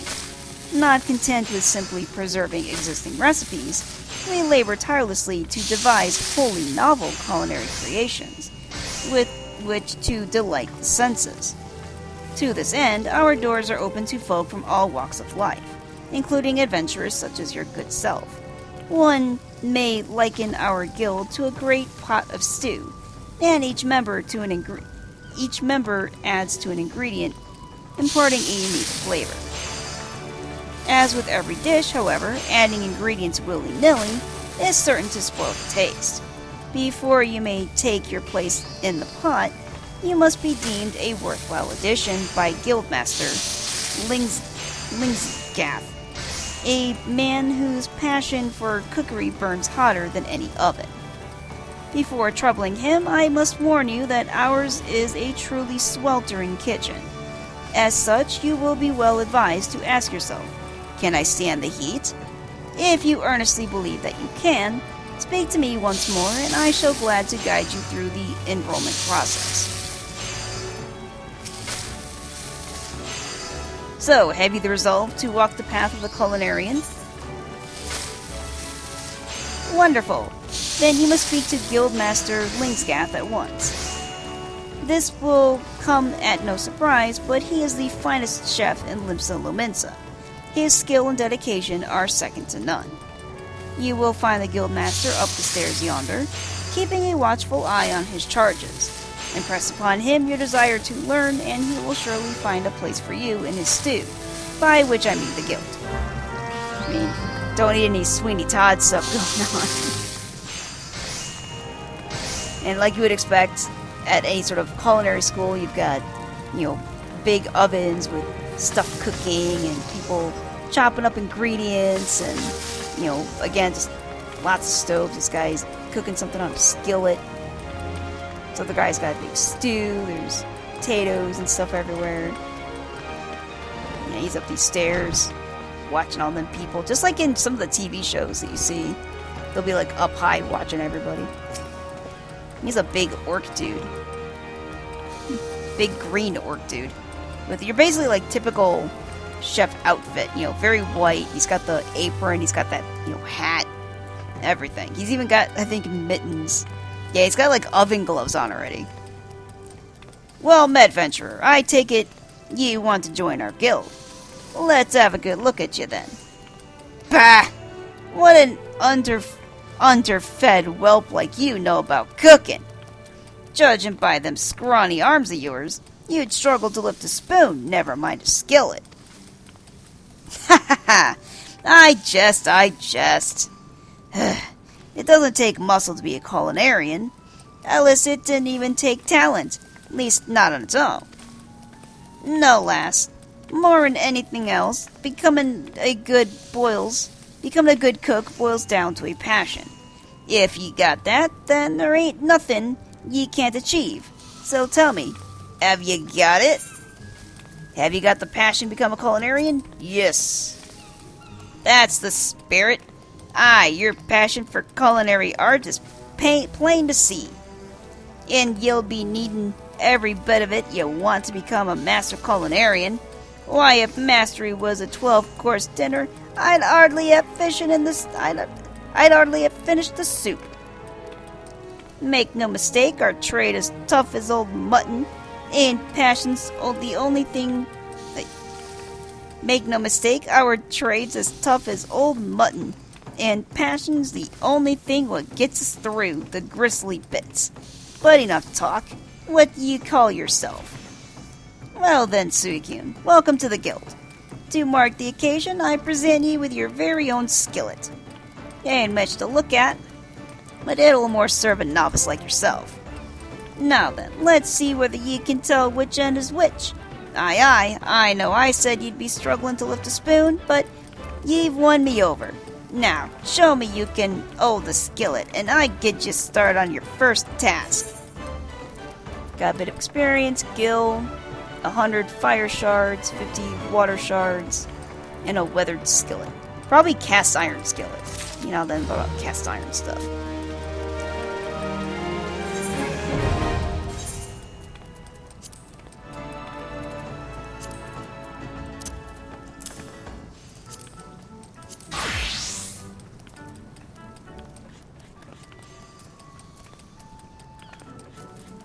I didn't turn naked this time. That's weird.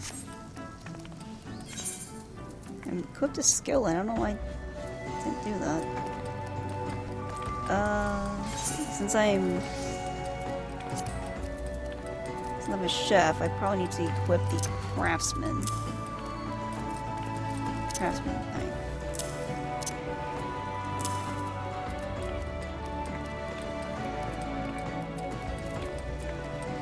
I still have my rings and everything. Not sure. I would skill it. Whatever. Culinarian. Now let me switch.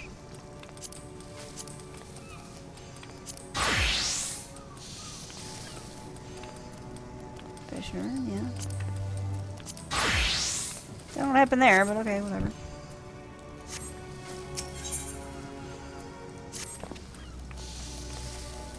I see you're holding the skillet the right way round. Good. A culinarian lives and dies by its utensils. Get that into your head before you do aught else, or your food will look like shite and taste worse. Now let's see what you can do. For starters, I want you to make me maple syrup using your skillet. Recipe's as simple as they come. You only need 2 things, maple sap and a fire shard. Jossie sells sap over at the guild counter. Now time's a-wasting, so get your work. It don't pay to keep folk waiting in our trade. Tax you some sizing a proper meal. Maple syrup, yeah, I know how to craft.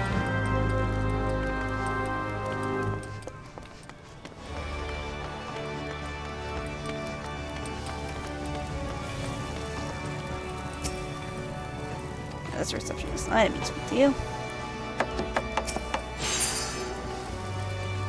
So I need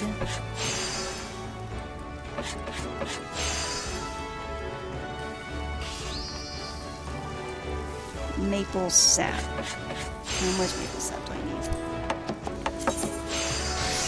That's table salt. I need 1 maple sap.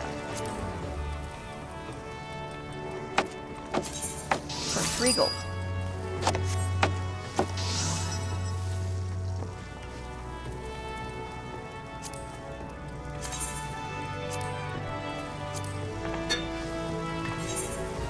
I've got my own little stove here with my skillet.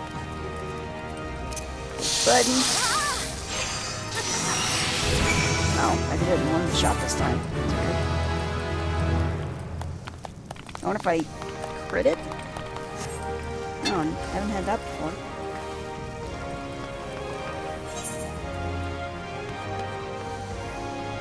I got 3.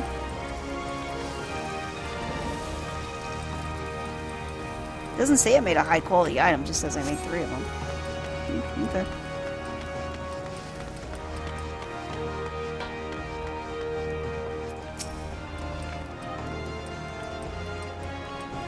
What in the 7 L's are you waiting for? I told you to make me maple syrup, didn't I? There you go.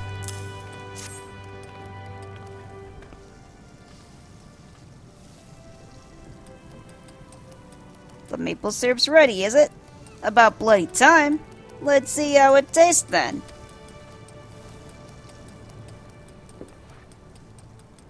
Oh ho, this ain't bad. Flavor's alright. consistency's nearly there. In short, a damn sight better than a lot of novices manage. As you probably know, maple syrup is one of the most popular sweeteners around, and a key ingredient in all manners of cakes and treats.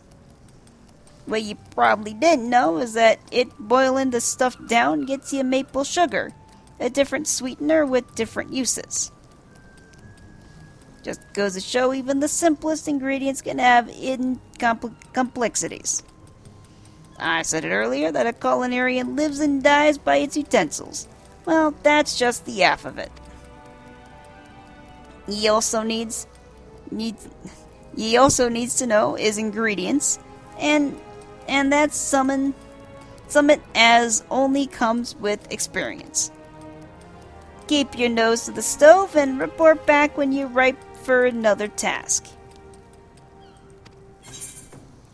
Wow, I got a lot of stuff. Got some experience, 150 fire shards, 100 water shards, 30 rock salt, and yeah, a hempen kurta, which is for the craftsman.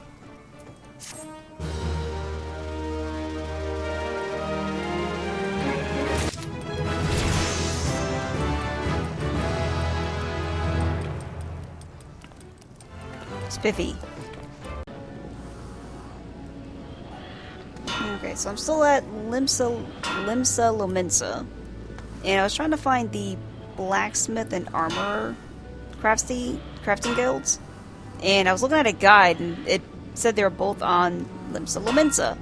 And I was like, huh, but I couldn't find it anywhere. So I think what it is that both the armor and blacksmith guilds are in the same place. Which is interesting, because none of the other ones did that. But let's talk to Randwolf and see what he does. Unless you're blind and deaf, I mean, you're half right, I presume you've wandered into our forge of your own accord. Drawn by the siren song of our Smitty's hammers, no doubt. In these here hallowed halls, Limsa's finest pound metal into all manner of tools and weapons.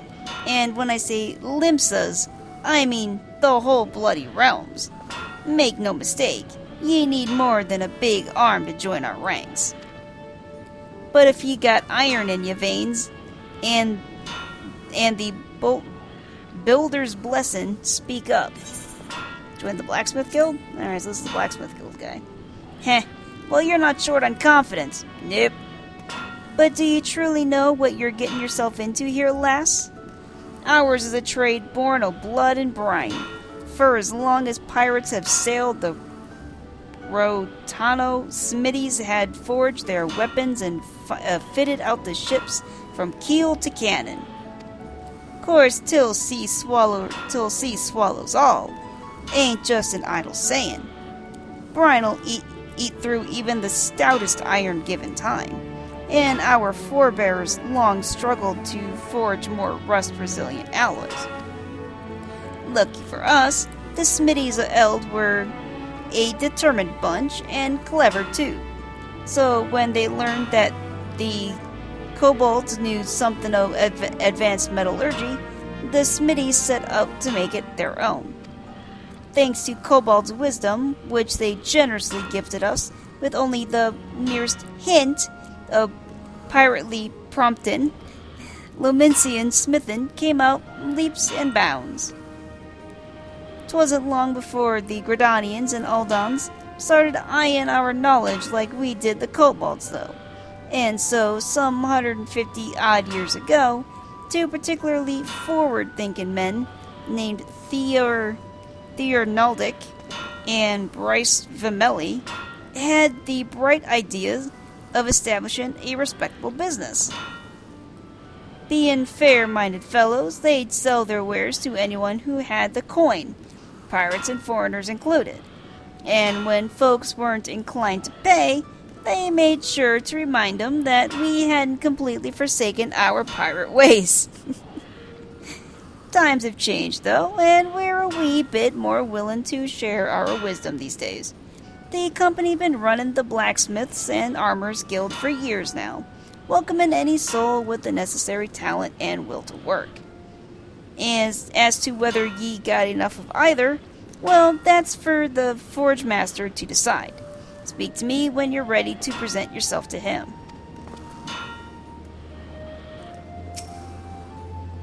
So what'll it be? Reckon you got what it takes to train with the best God's damned blacksmiths in the realm? Ha! That's the spirit. If ye'd taken any longer to decide, I'd have told you to bugger off no matter what you said.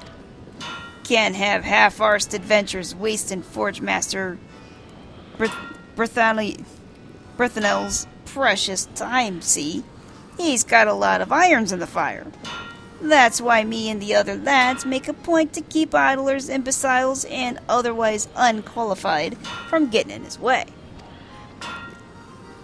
Any road, it's time ye went and paid your respects to the man. He's the one over yonder making a face like he's carrying the weight of the world on his shoulders.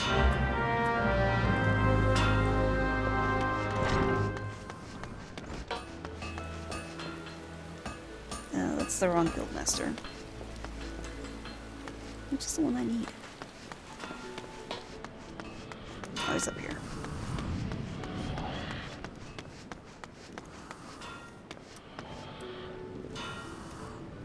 Oh yeah, he looks a lot like when I went welding. He's got one of those, like, big leather-looking aprons and stuff.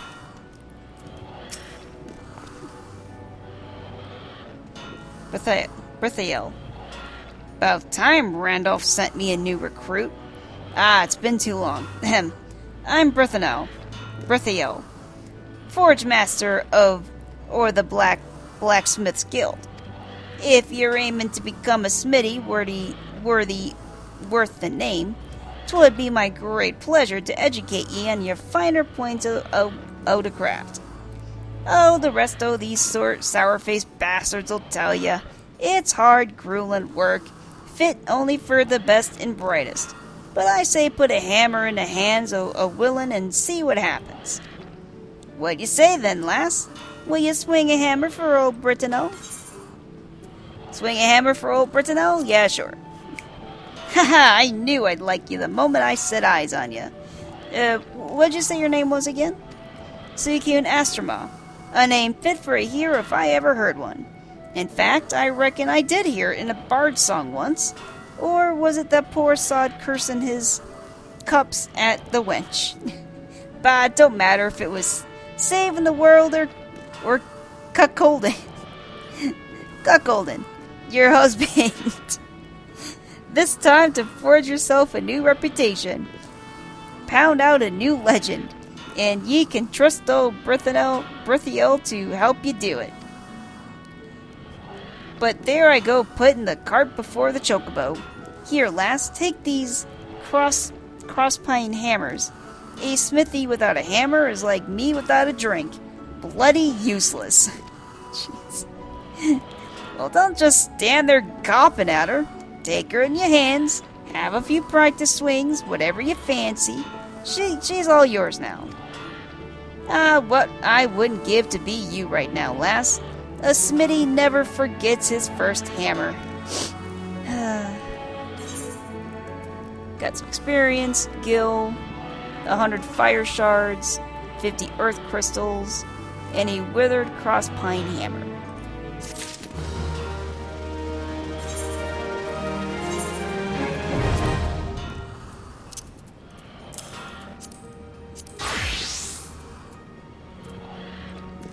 Make a set.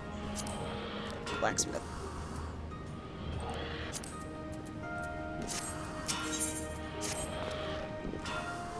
Now that there's a beautiful sight.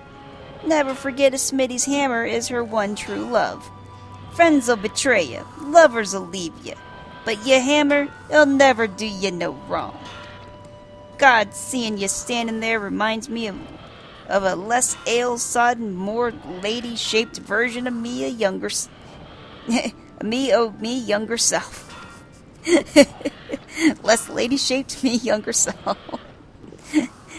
But on to your task. We ain't a congregation of soft-handed scholarlies here. Smithies learn by doing. Try your hand at making a bronze ingot. Any smithy's worth her salt's got to master the fundamentals, and you can't get more fundamental than that. It ain't complicated. Bronze is just copper and tin melted down and mixed together. So ye be needin'... Aye, that's it. Copper and tin ore. Ain't seeing as most folk don't carry stuff like that round with them without reason. Smite hammer. I'm just gonna go with that. Outside can provide you with some for practice, that is. What's the lad can't sell you, though, is the fire shard you'll need. Aye, it ain't complicated, but that don't mean it's easy. You need to melt the metals after all. Ain't to do that you need to get 'em hotter than a bombard's backside. And that's all there is to it. Think you can handle it, lass? Let's find out. Those are just reception people. They said there's a shop somewhere.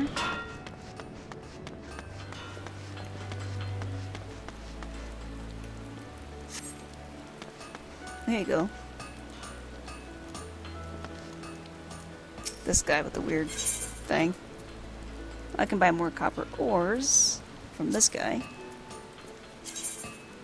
So to make a bronze ingot, I need 2 copper and 1 tin. So copper for 4 gil and 1 tin for 2.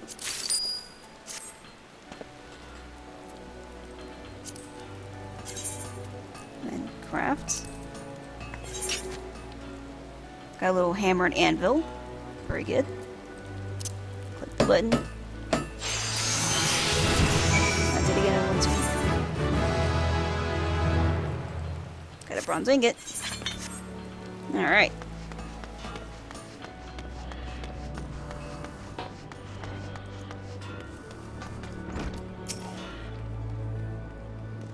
Remember to make a bronze ingot, all you need is copper, tin, and fire shard. Yep, got your bronze ingot right there. Hehe, you're alright, lass. Better than that even, Suikin. Better than that even. Sure you ain't done none of this before? 'Cause honestly, this ain't what you'd expect from a venturer fresh off the street. I mean, I did get a little welding practice one time. Maybe that helped. I think you might be a bleeding natural, lass. It takes just the right balance of metals to produce a bronze suitable for weapons and tools. But this ingot you've made me, lass, it's on par with them as our veterans produce. You could take this down to Hawkeye's Alley and find a buyer in no time. Buyer God's watching over ye, ain't no doubt about it. You've got talent, lass, but don't let it go to your head. I seen plenty of folk get drunk on early success, only to puke their guts up later, 'cause they forgot the talent's worth bugger all without hard work and dedication. So I tell you what, keep it simple for now, lass. Practice the fundamentals till you can smelt bronze in your sleep. Ain't when you got gained the kind of confidence and has only come with experience, come back and I'll teach you something new. Oh, I got a lot of stuff. 150 fire shards, 100 earth shards, 30 copper ore, and a tunic that I'm already wearing. I'm gonna be able to sell all these tunics.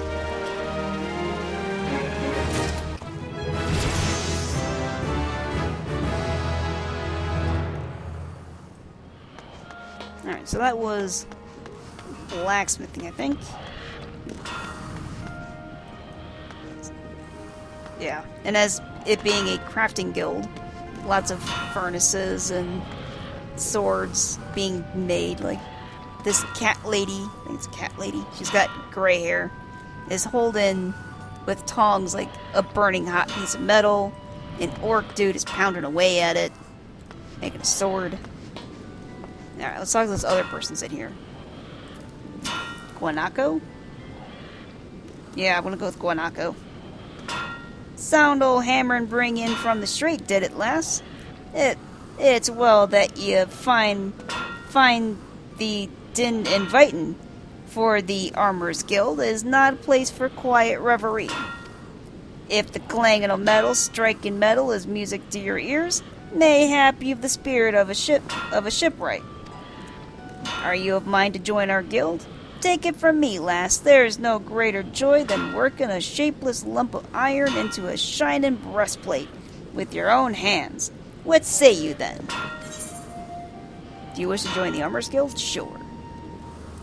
Well said, lass. Now we should cover a bit of guild history after forging ahead with the formalities. The armorer's craft is an offshoot of blacksmithing. Time was when armors and smithies were one and the same. But as the years trickled by, the techniques for working sheet metal into armor plates became specialized trades. And the smithies who showed uncommon skill and passion for this trade earned themselves the title of armorer. Now, as you can probably imagine, the skills necessary for making armor are also needed for shipbuilding.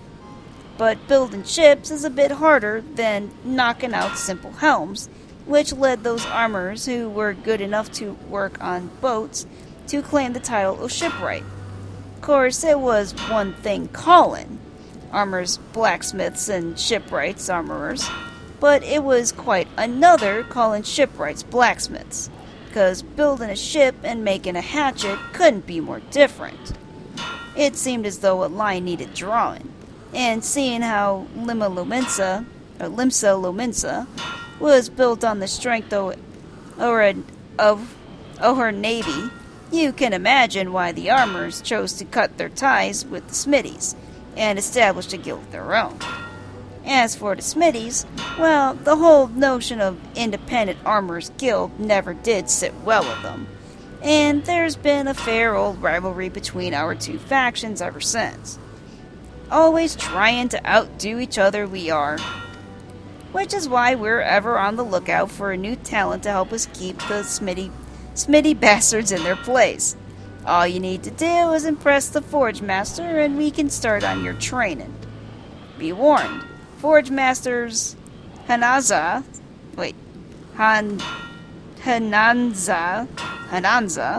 tongue could strip the scales off a fishback at 40 paces.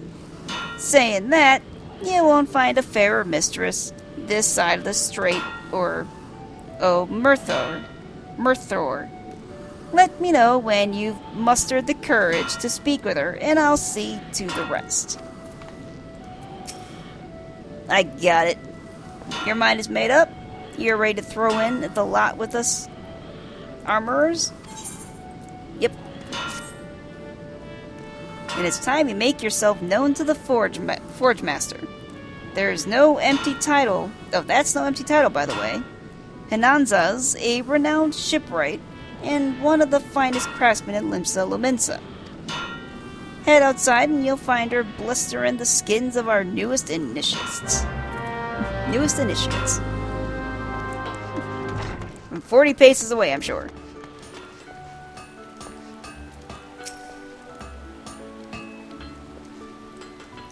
She's in basically just typical leather armor. She is a cat lady, though. She's got short brown hair, she's got the cat ears, she's got the brown cat tail. She's got, I think what looks like goggles on. And she's got her arms crossed. Hananza. Another aspiring armorer, are you? Welcome. I am Hananza, Forge Master of this guild. I take it Gowanko has explained to you the history and nature of our craft. Good. I have little to add on that save this. The life of an armorer is not an easy one. Day after day, you will pit flesh and blood against iron and flame, and without a passion for the forge, you will fail. But passion alone will not make an armorer of you. To truly master this craft, you must be possessed of a will as unyielding as the metals you work. Knowing what lies before you, have you the fortitude to preserve? Have you the fortitude to persevere? Yes. Ha! I see you have no fear of hard work. That as well, considering your request to join the guild approved. But if you ever give me aught less than your best, you will be out the door before you realize my boot has connected with your backside. Are we clear on that? Good. Now that we understand each other, let us begin with the basics. What is your name? Suikyun? Very well, Suikyun. This tool is called a doming hammer. Here, grip it firmly. Note its weight. Let me know when you feel comfortable with it in your hand. I'll tell you if you're holding it properly. I got experience, gil, 100 ice shards, 50 earth shards, and a weathered doming hammer.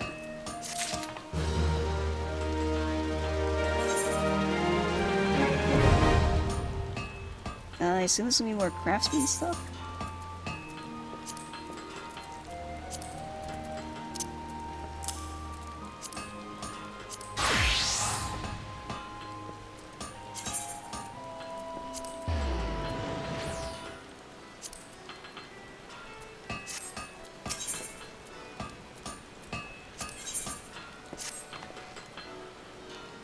Ah, yes. If I didn't know better, I'd think you were an armorer, Suikyun. Of course, I do know better. Until you craft something with that hammer of yours, you'll look like a babe with a rattle to me. And I've no intention of mothering you. Make no mistake, I mean to shape you into an artisan, however hard I have to pound. Save your sweat for the forge, lass. I don't expect you to fashion full suits of plate on your first day. Just pay close attention to my instructions. Be diligent in your work, and the skill will come in due time. Now let's be about your first lesson, shall we? I want you to take up your hammer and make me a bronze ingot. A mundane task, I grant you, but one which every armorer must master. Bronze, you see, is the most basic material to craft, and bronze ingots are its building blocks. 'Tis not the strongest of alloys, of course, but it is that very quality that makes bronze so easy to shade, and the metal of choice for a novice armorer. To forge your ingot, you need to produce 2 chunks of copper ore, a chunk of tin ore, and an ice shard. That ore can be purchased from the Soemmerwib here in the guild. The ice shard you'll have to find on your own.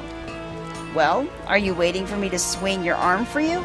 Or mayhap would have me swing my boot?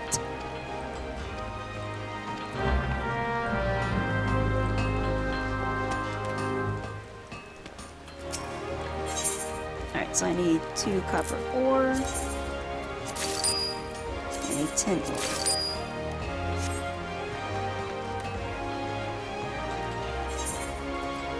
And she wants a bronze ingot.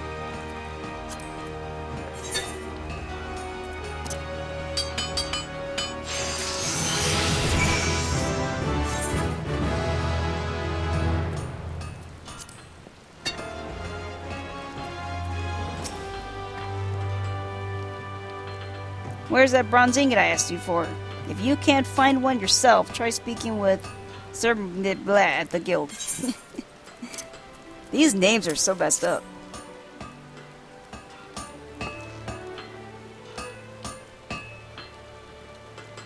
Completed your first task, have you? Well then, let's have a look at this ingot. So this is the sort of quality I can expect from you, is it? For a novice armorer, this is excellent work. Excellent. Well done, Suikyun. The keys to making good bronze is judging the ratio of copper to tin. With too much tin, the alloy becomes harder, but also more brittle. Not the sort of material you want protecting your vital organs. Lest you forget, quality is a matter of life and death in our craft. That is why we teach our initiates the ideal metallurgic composition of every item we forge. Not that all are quick to learn.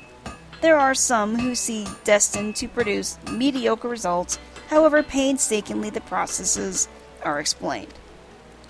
Thank the builder you are not one of them.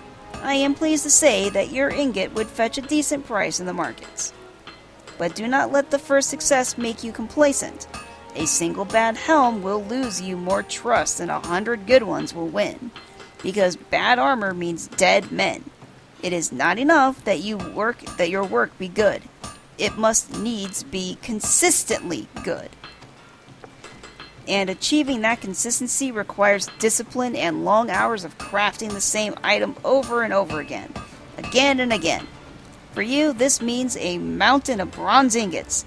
Bronze ingots in your dreams. Bronze ingots until the process is so ingrained that you wake up and find that your pillow's ingots you made in your sleep. When you feel you have learned all you can from forging bronze ingots, seek me out and I will find you something else to craft. May the builder guide your hand, Suicune. Got a bit of experience, 150 ice shards, 100 earth shards, 30 copper, and a tunic I'm already wearing.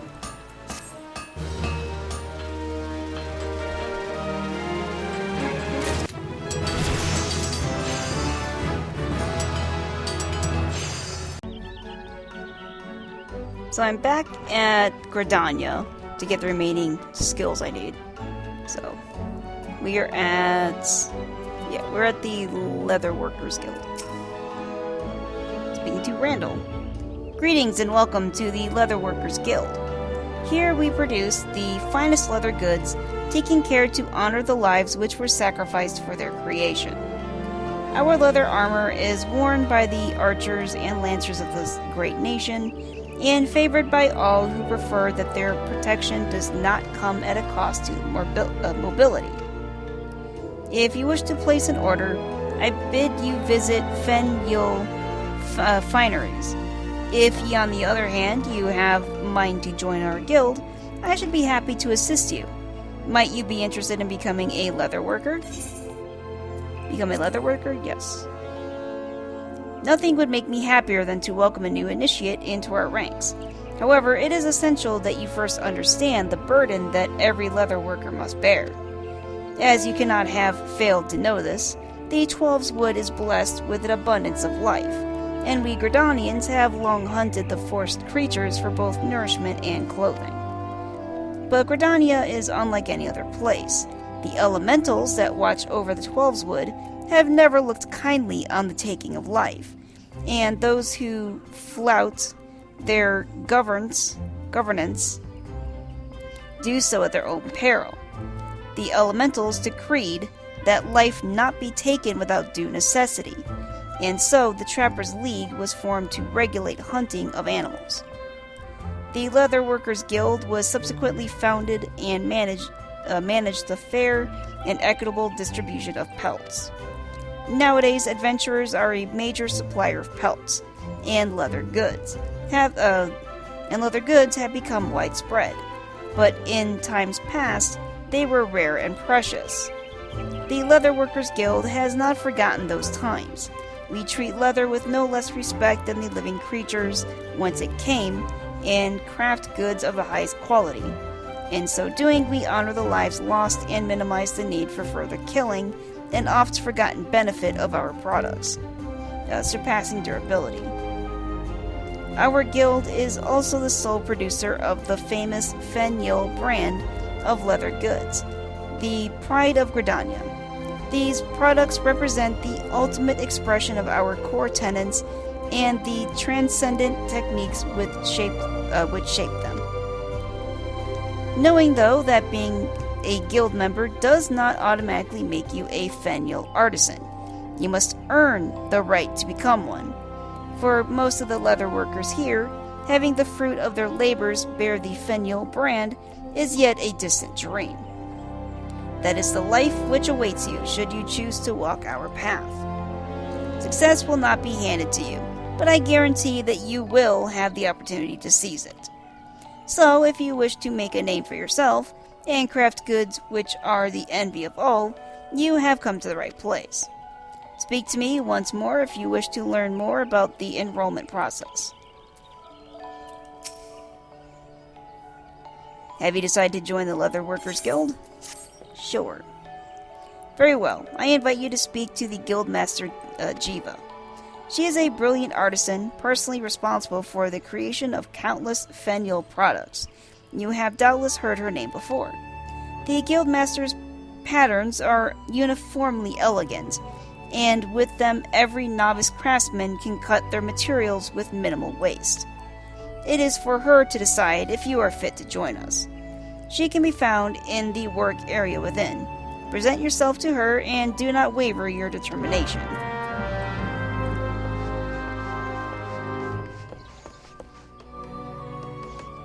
And being in a leatherworkers guild is exactly pretty much what you would think of. Where you've got, leather bags and shoes. You got skin on the wall. With goop and buckets. Big goopy buckets.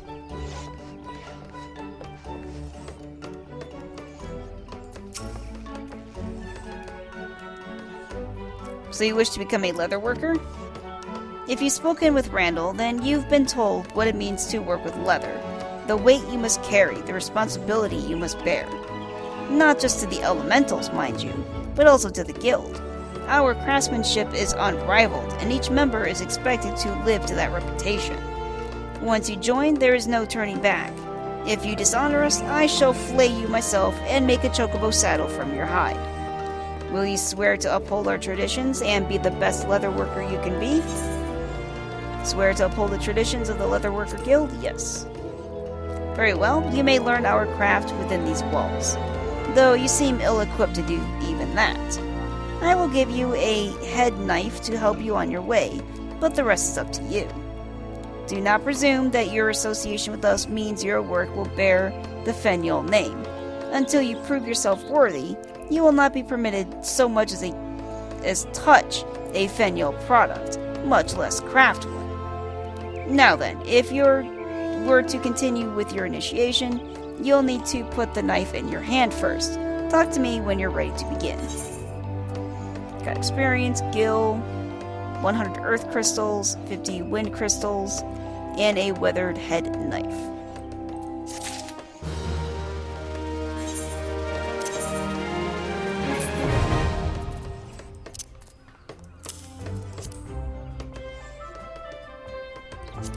I assume this is a craftsmanship thing?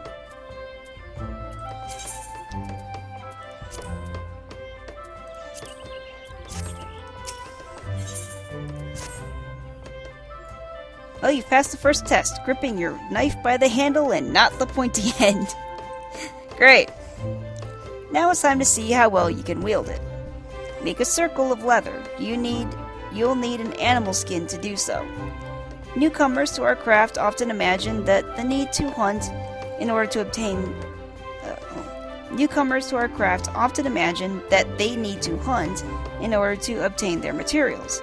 But if you have the sense the gods gave a chocobo's arse, you'd realize that that's hardly the case. But if you have the sense the gods gave a chocobo's arse, you'd realize that's hardly the case. Osgith, over by our receptionist, sells most of the items commonly used in our craft. However, she cannot supply you with earth shards. And that's it for my advice. The rest is up to you. Once you've made the circle of leather, bring it here to be inspected. I can't say I have great expectations from your work. Just see to it, do not waste good skins. Now away with you.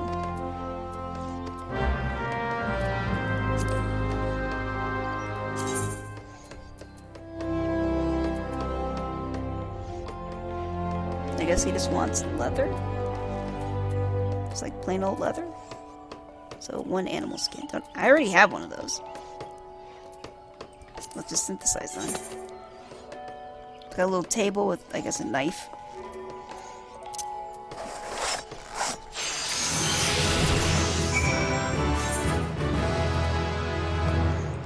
Got a circle of leather, I guess. Is the leather ready yet? When you finished, bring it here to be inspected. See Osgith if you lack the necessary materials.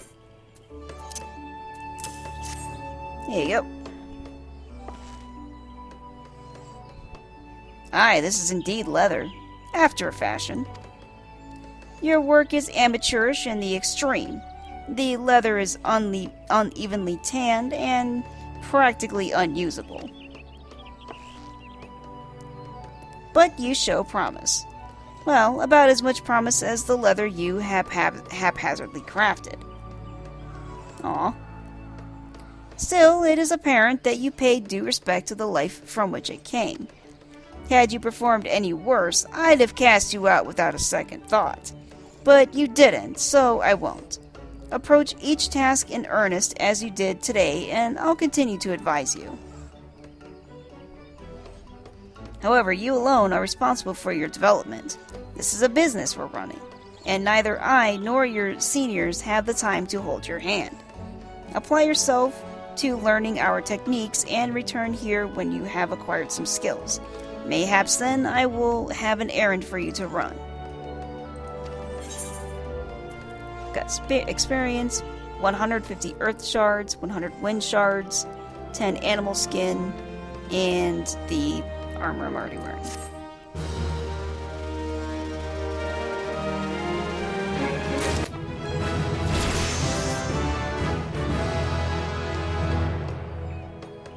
Let's see. Since they gave me some, and I was gonna do some since I already had some. But let's just try making some.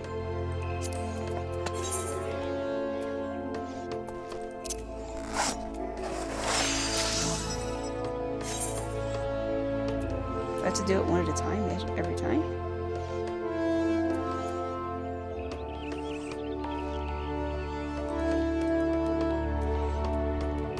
Maybe for now I do. Oh, here we go.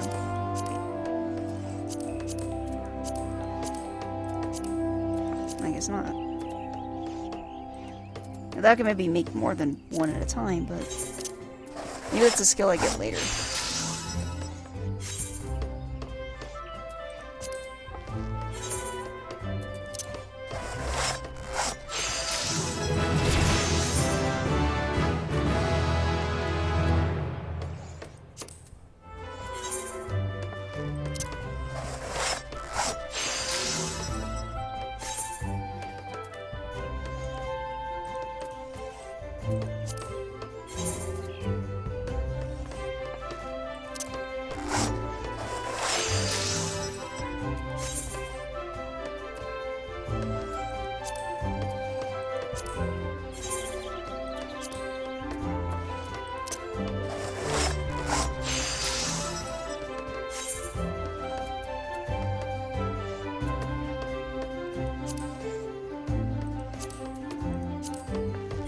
I'm gonna get to level 5 and see what happens.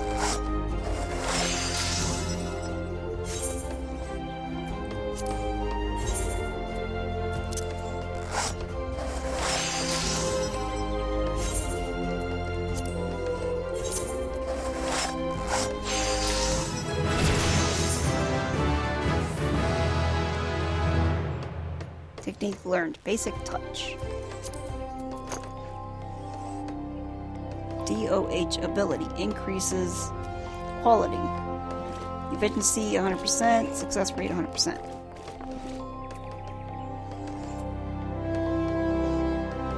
I have no idea what that means. Let's talk to him now that I'm level 5.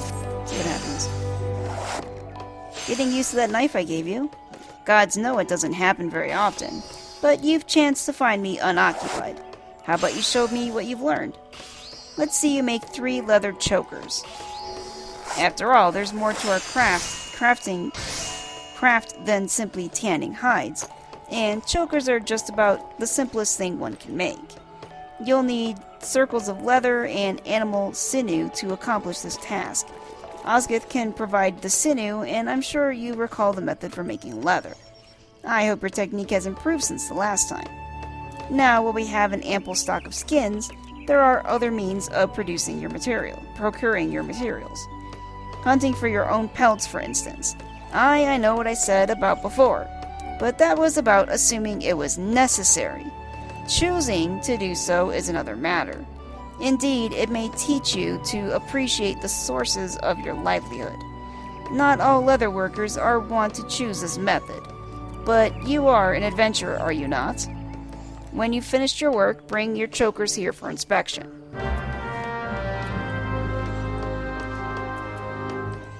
So I need to make 3 chokers.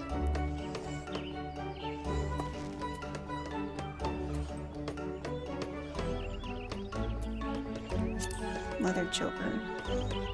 So I need 1 leather and 1 animal sinew. Which I don't have any animal sinew.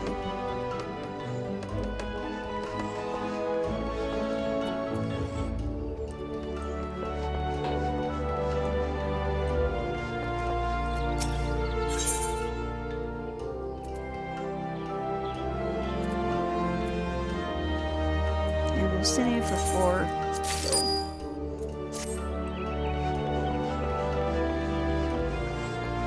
Oh wait, he needs 3. I need 2 more.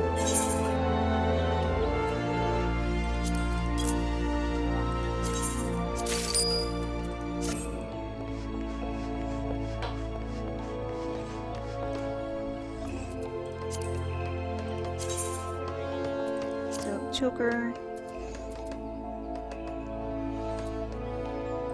Let's synthesize. Improving item quality. Increasing an item's quality during synthesis improves chances that the resulting product will be of higher grade, which is HQ. Quality is normally improved by using touch actions. However, in addition to reducing material durability, these actions also require crafting points to execute. I'm already kind of lost. Quality is normally improved by using touch actions. However, in addition to reducing material durability, these actions also require CP to execute. The higher the overall quality of a completed item, the higher the experience point reward will be.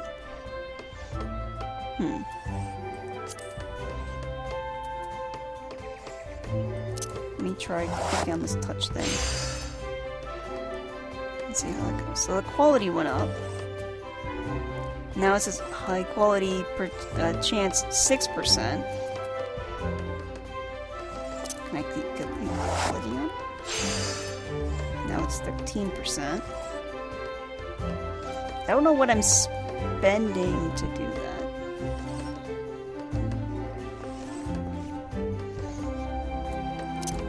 Let's try one more time. So now it says my quality chance is 28%. So let's try crafting now, I guess. Let's see what happens.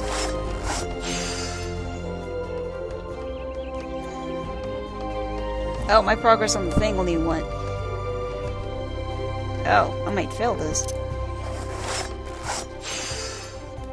Yeah, now I only have 10 durability left. Oops.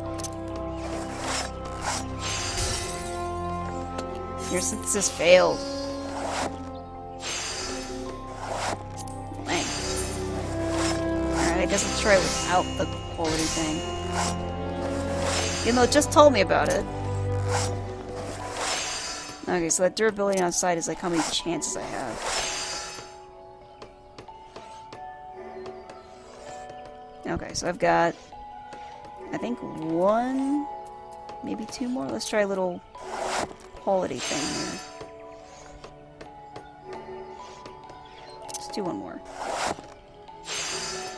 So now it's at 13%. Now let's try, see if I can finish it off.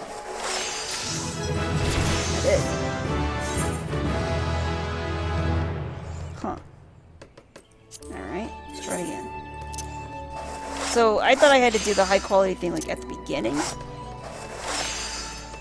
But it seems like I can do it at the end here. So I've got 30 durability out of 60. Which means since I'm only going to use 10 more durability, I can do this quality thing and then hit my last button here. And make a choker. Alright, so 1 more.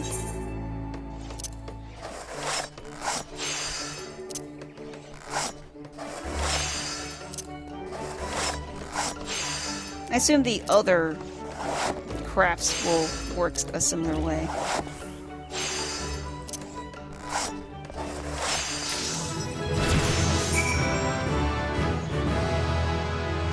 Action. Master's Mend. What's this say? DH ability restores an item durability by 30. Oh, so I can fix my stuff. You finished your work then? Choker. Choker. High quality choker. Do you really want to trade a high quality item? No.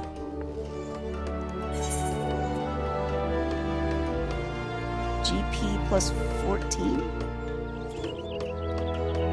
I don't know what GP is. Do I know what GP is? That's craftsmanship.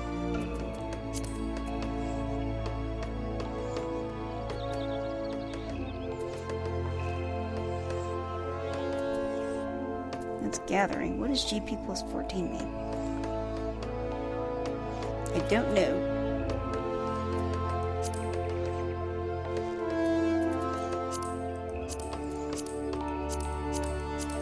I assume it's good. I mean, it lets me wear it. Let's see if I can find it.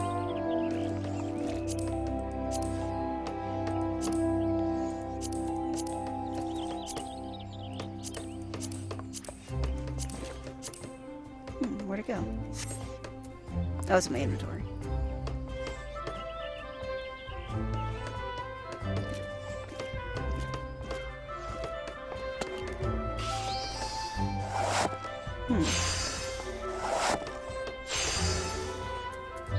Can I equip it? Yeah, let's me equip it. Alright, well, since I made a high quality one. How much of these? And so for 2 gil. Awesome. Alright, let me buy one more sinew. Because apparently, it seems like if I actually give this to him, I give it to him. So, and I want to use it. So, one more choker. So since I don't want to make a high quality item, I will just... No, wait. Restore item durability by 30.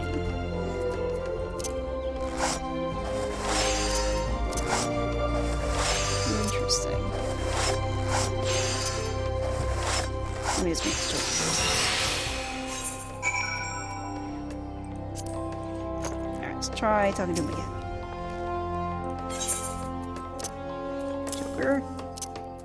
Choker, and choker.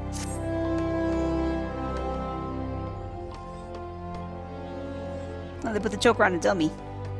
I suppose there's no denying that these are leather chokers. If truth be told, then Oppo could have achieved similar results given skins, sinew, and time. Oh, but I don't mean to make light of your efforts. You fulfilled the order precisely as requested. A job well done. Now then, I will teach you something to supplement your learning. Through physical training, the body can be made strong and resilient to injury. Not so the throat, which ever remains a vulnerable point. Although a leather choker provides less protection than a metal gorget, its simple design makes it ideal for everyday application. The simplicity also makes it ideal choice for beginners practicing basic techniques, and for guildmasters assessing their progress. As you are, you would make a passable leather worker, one among the nameless multitudes who scrape a living out there. Whether you rise to become something more is contingent upon your efforts. Consider this amateur's owl a reward for your effort. You'll find it an indispensable partner to the head knife as you continue your training. Now, I must return to my work. If you chance find me unoccupied again, mayhap I'll teach you something else. Till then, keep your nose to the grindstone. Certain gear grants bonuses to your craftsmanship, control, and CP values. A higher craftsmanship rating hastens the progress of synthesis. Greater control increases the chance of creating high-quality items, and additional CP improves your crafting stamina. Outfitting yourself with an eye to your current objective will increase the efficiency of your crafting endeavors. Wow, I got a lot of stuff. I got a pretty decent amount of experience, some gil, 200 earth crystals, 150 wind shards. Earth shards, wind shards. Amateur's Owl, AWL. Amateur's Owl. And I have some options. Let's see. Control. It's all about control and some money that's not going to do me any good. Some of these grant me... These pants give me at least some defense. Guess I'll grab pants. You know, I assume the goal is to make my own pants. It all does the same thing.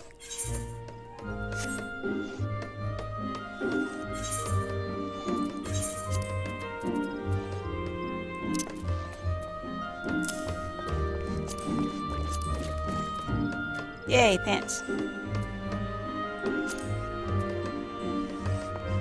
I've got control, whatever that is. Alright.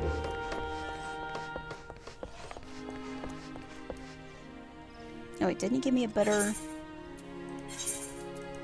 tool?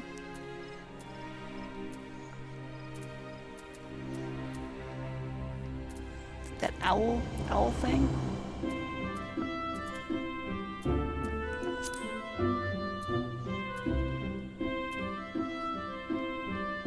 I don't know what wearing this hat will do. I guess I'll flip it anyway.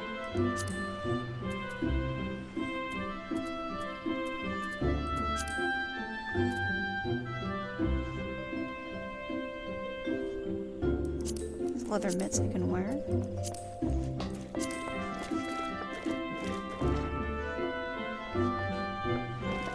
And these boots I can wear. Alright, well, my leather worker has an outfit.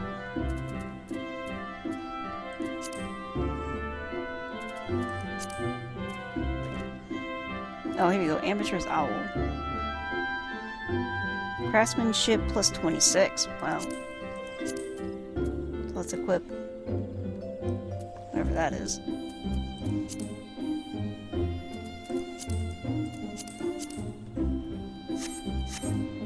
I was gonna say, let's see if I can craft something I can actually use, but seeing I'm only level 5,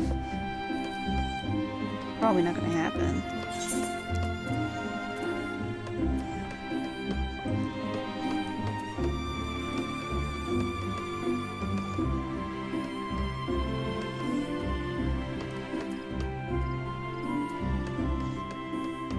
These are for all classes. I could make another choker, I guess. I still don't know what GP stands for, though.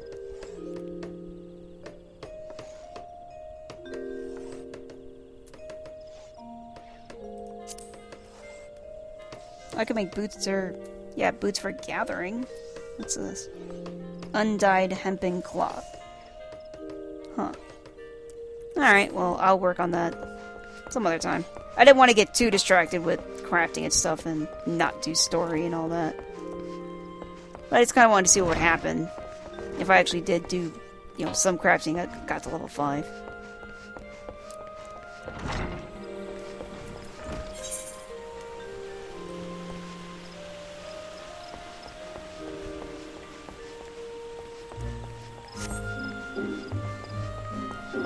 So there's a few more guilds I still need. It's taking a lot longer than I thought it would when I first started. I didn't think it would take this long.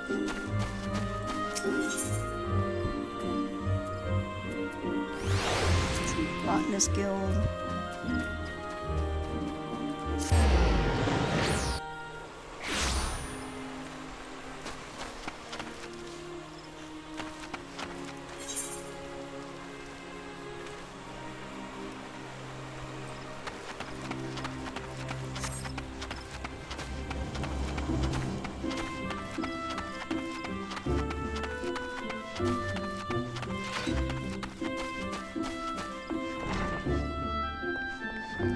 botanist.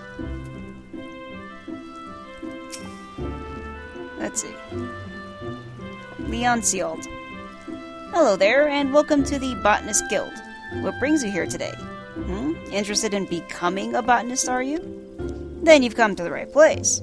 At our guild, you can study under some of the finest botanists in all the realm. An enticing proposition, is it not? So, what say you? Would you like to add your name to our roll? Do you wish to join the Botanist Guild? Yes. Excellent. Now you're doubtless eager to dive headlong into the nearest shrubbery. But first, a brief explanation on the origins of Botanist Guild. Our guild boasts a long history.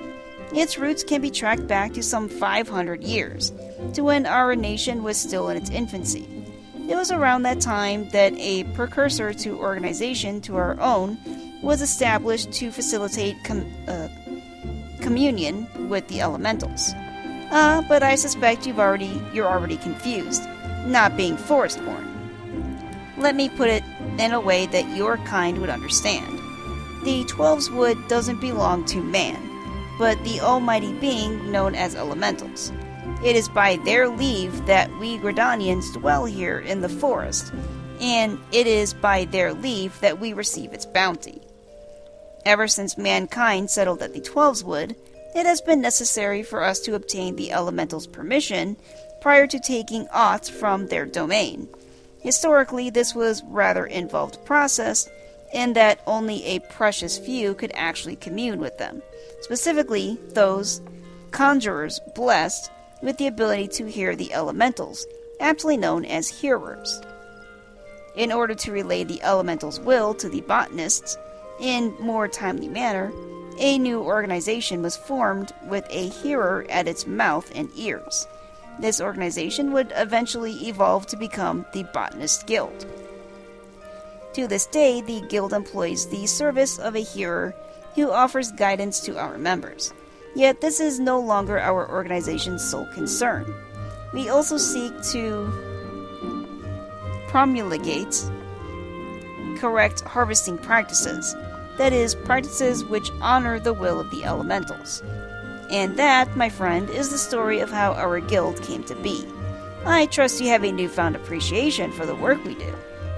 Now, with all this task of elementals and communing, mayhap you're wondering where you're fit to join us. Well, you may cast such doubts aside. You don't need to have been raised as a good little forest-born girl to be a botanist, nor do you need to know the secret forest-born salute. You just need a healthy respect for nature and the will to learn. If you honestly believe you possess these things, it would be my pleasure to recommend you to our guildmaster. Please wait a moment while I see the formalities. Speak to me again when you are ready to begin the enrollment procedures. Ready to enroll in the Botanist Guild, I take it? Yes. Music to my ears. It will be my pleasure to refer you to the Guildmaster's Fufusha. Our Guildmaster's knowledge of nature is second to none. One need only witness her uncanny knack for spotting the finest timber to see that hers is a truly God's-given talent. It is for this reason that she holds the title of First Botanist. Oh, but you need not be overawed, for she is the kindliest of souls. You will find the Guildmaster just outside this building. Seek her out and impress upon her your desire to become a botanist.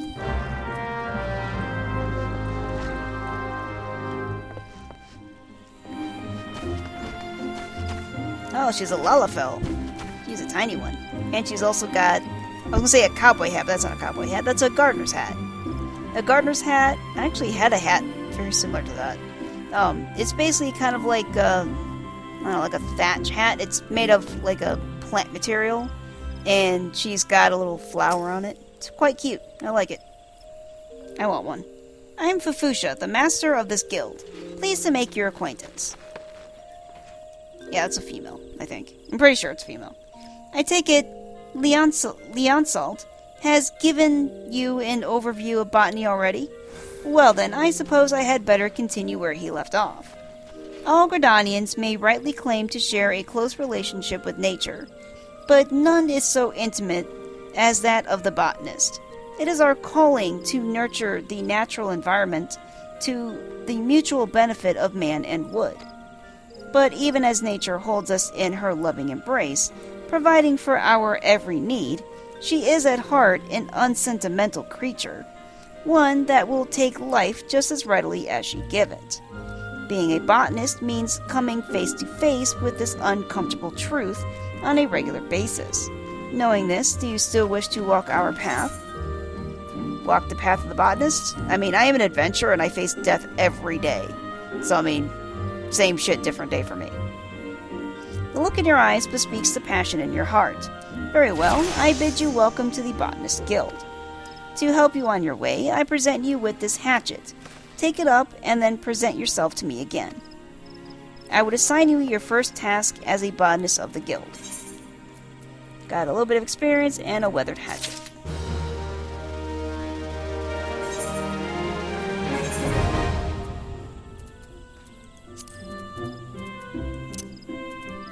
I have so many items in my inventory. Alright, so as a botanist, that means I'm going to be gathering.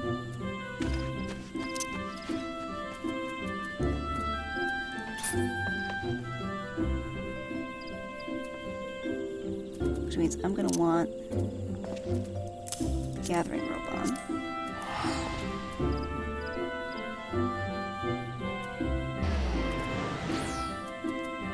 And it took off my offhand thing. It took off the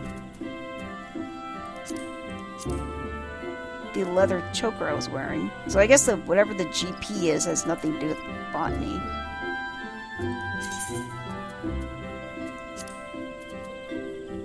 Botanist. And I still have carpenter left after this.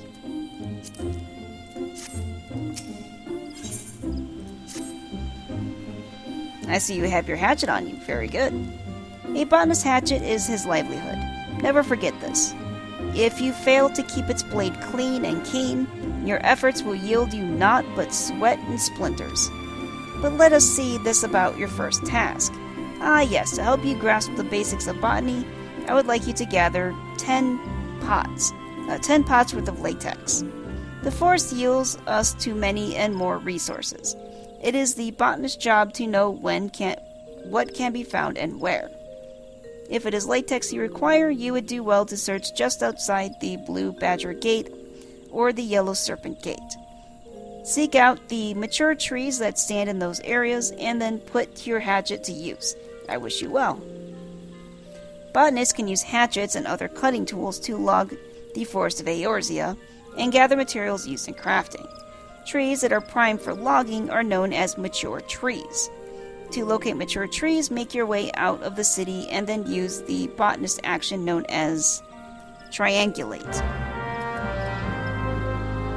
Now, I guess I can't just buy it. Yeah, I guess not. Alright, well, that'll be for another time then.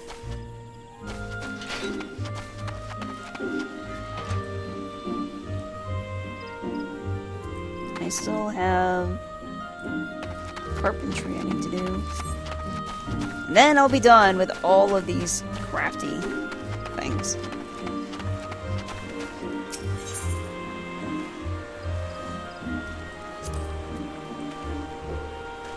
Oh, the carpenter's guild is around here somewhere.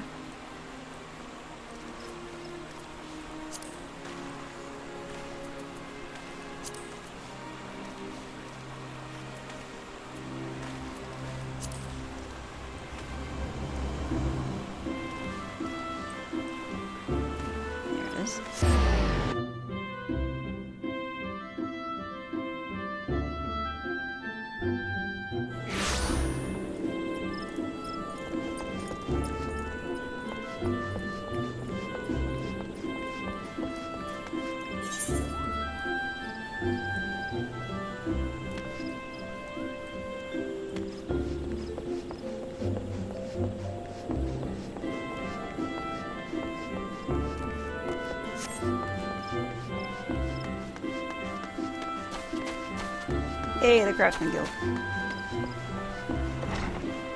Still a pretty impressive place. Alright, let's talk to Korg, the receptionist. Greetings, adventurer, and welcome to the Carpenters Guild. We are the artisans who take wood and grant it new form and purpose as the archer's bow, the lancer's spear, and the novice's shield. If carpentry holds any appeal, you should consider joining our guild. Might you be interested in learning the ways of woodworking? Learn the ways of woodworking? Yes. Wonderful, wonderful. Now, before we proceed, I think it only right that I acquaint you with our guild's storied past. Since the founding of Gridania, we have built our homes and crafted our weapons from trees and 12's wood. As our nation grew and prospered, the woodworkers' repertoire expanded to encompass a greater variety of articles, and carpentry developed into art. At first, there was no association of carpenters. Each individual worked and sold his service independently. However, the advent of watermills meant that more efficient construction methods were needed, along with formalized maintenance regimens, all of which necessitated organization. The Carpenters Guild was founded to oversee the operation of watermills and promote cooperation between woodworkers. Now, I must mention at this point that we owe much and more of our prosperity to the Great Loam Growery. Thanks to the hard-working botanists, we are blessed with the finest lumber in all Eorzea.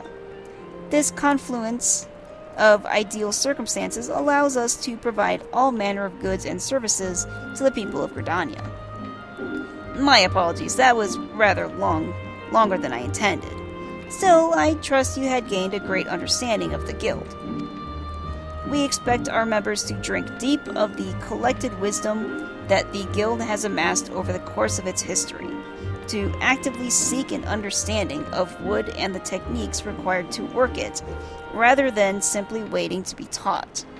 We expect, in short, nothing less than total commitment to the craft. If you wish to start down this path, speak to me once more and I shall explain to you the enrollment procedures. Would you like to learn more about the enrollment process? Yes. Wonderful! I shall mention at this point that Timbermaster Beaton assesses all would-be apprentice personally, so you will need to obtain his approval before you begin. Timbermaster Beaton can be a harsh and unforgiving man, but if you love the craft and have the will to learn, you could ask for no better tutor. He is quite simply the finest carpenter in Gridania. Of course, it will take you some time, and no small amount of effort, to comprehend the full extent of his teachings, but you may rest assured that he will not lead you astray. That said, when you meet him, I would advise you to choose your words carefully and, resist the urge to run away. I mean, considering how he was when he gave me the mask, yeah, that's that same guy. He was like, I will make you an artifact. The guy that just carries a freaking saw on his belt. Because he's not scared of us cutting off his dick. Another green adventurer come to play with saws? Well then, I suggest you first speak with the... Oh, you've met with Korg, have you? That as well, but know that decision to initiate you into the guild rests with me. Tell me true, adventurer, have you a mind to devote yourself to the art of carpentry? Devote yourself to carpentry? Sure. The look on your face bespeaks determination, or mayhap trapped wind. Great. Still, you look strong enough to hold a saw, and if your resolve is indeed genuine, I give you leave to remain, for the time being. However, you are useless to me in your current state. You are a seedling, some potential perhaps, but no more like to thrive than perish. Experience is what you require, girl, and I shall give you the means to acquire it. Take this saw. It is old, yes, but sharp as needs be. Now, prove to me that you are not completely incompetent by taking up your new tool. Once you have done so, present yourself to me for inspection. Experience, gil, 100 wind shards, 50 ice shards, and a withered saw.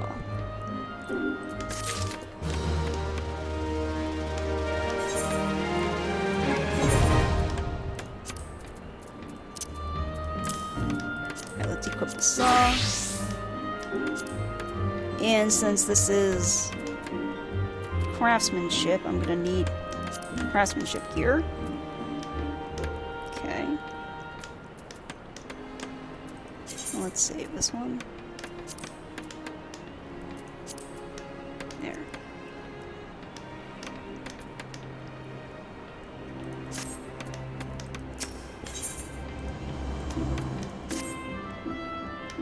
Good. You have proven that you know how to grip a saw. But do not mistake it for a mere tool, for it is part of you, of your arm. And you can't put down part of your arm. Oh, and can you put down part of your arm? No. Mark me then. If you do put it down, and worse, lose the bloody thing, I shall use mine own saw to demonstrate to you the pain of losing a limb. Ah, but I jest. Maybe. One-armed carpenters are scarcely half as useful, in my experience. In any case, merely holding a saw does not make you a carpenter, whatever some might think. You must become one with it, and learn to feel with it as you work the wood. To wit, you must first know the wood. Demonstrate your knowledge by bringing me a length of maple lumber. Maple lumber is made from maple logs, just so.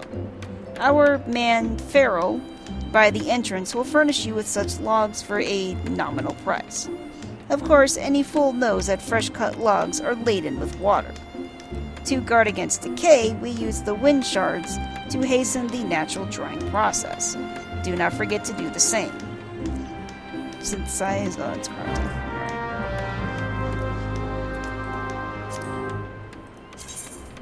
So I need maple lumber, I need 3 maple logs.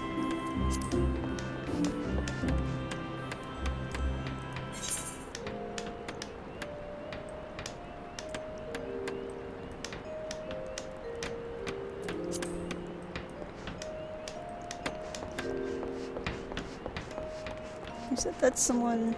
Oh, yeah, here we go. Feral. I need 3 maple logs. There's 6 skill.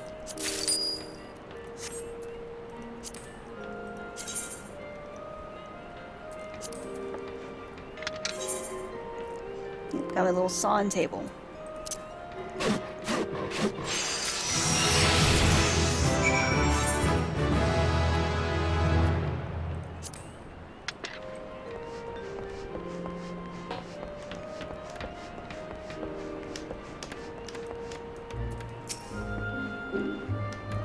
As I mentioned before, Feral has maple logs in his stock. If you're ready, show me what you got.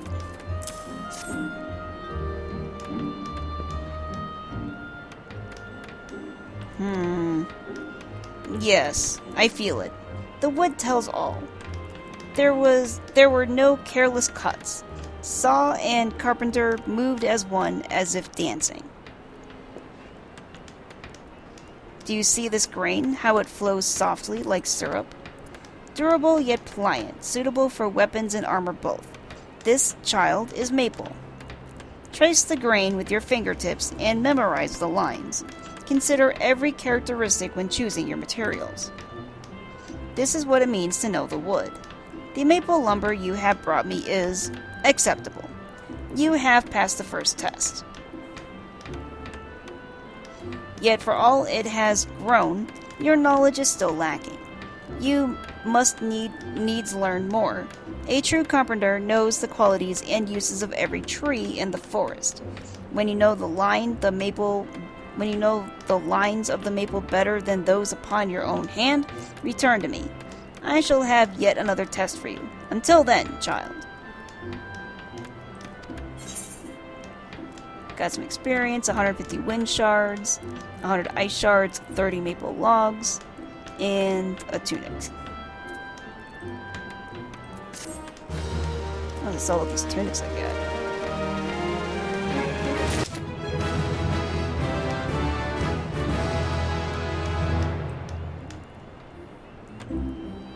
Why is he still green?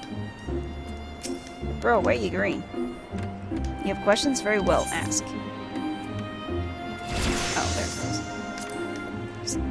Took it a minute for it to catch up.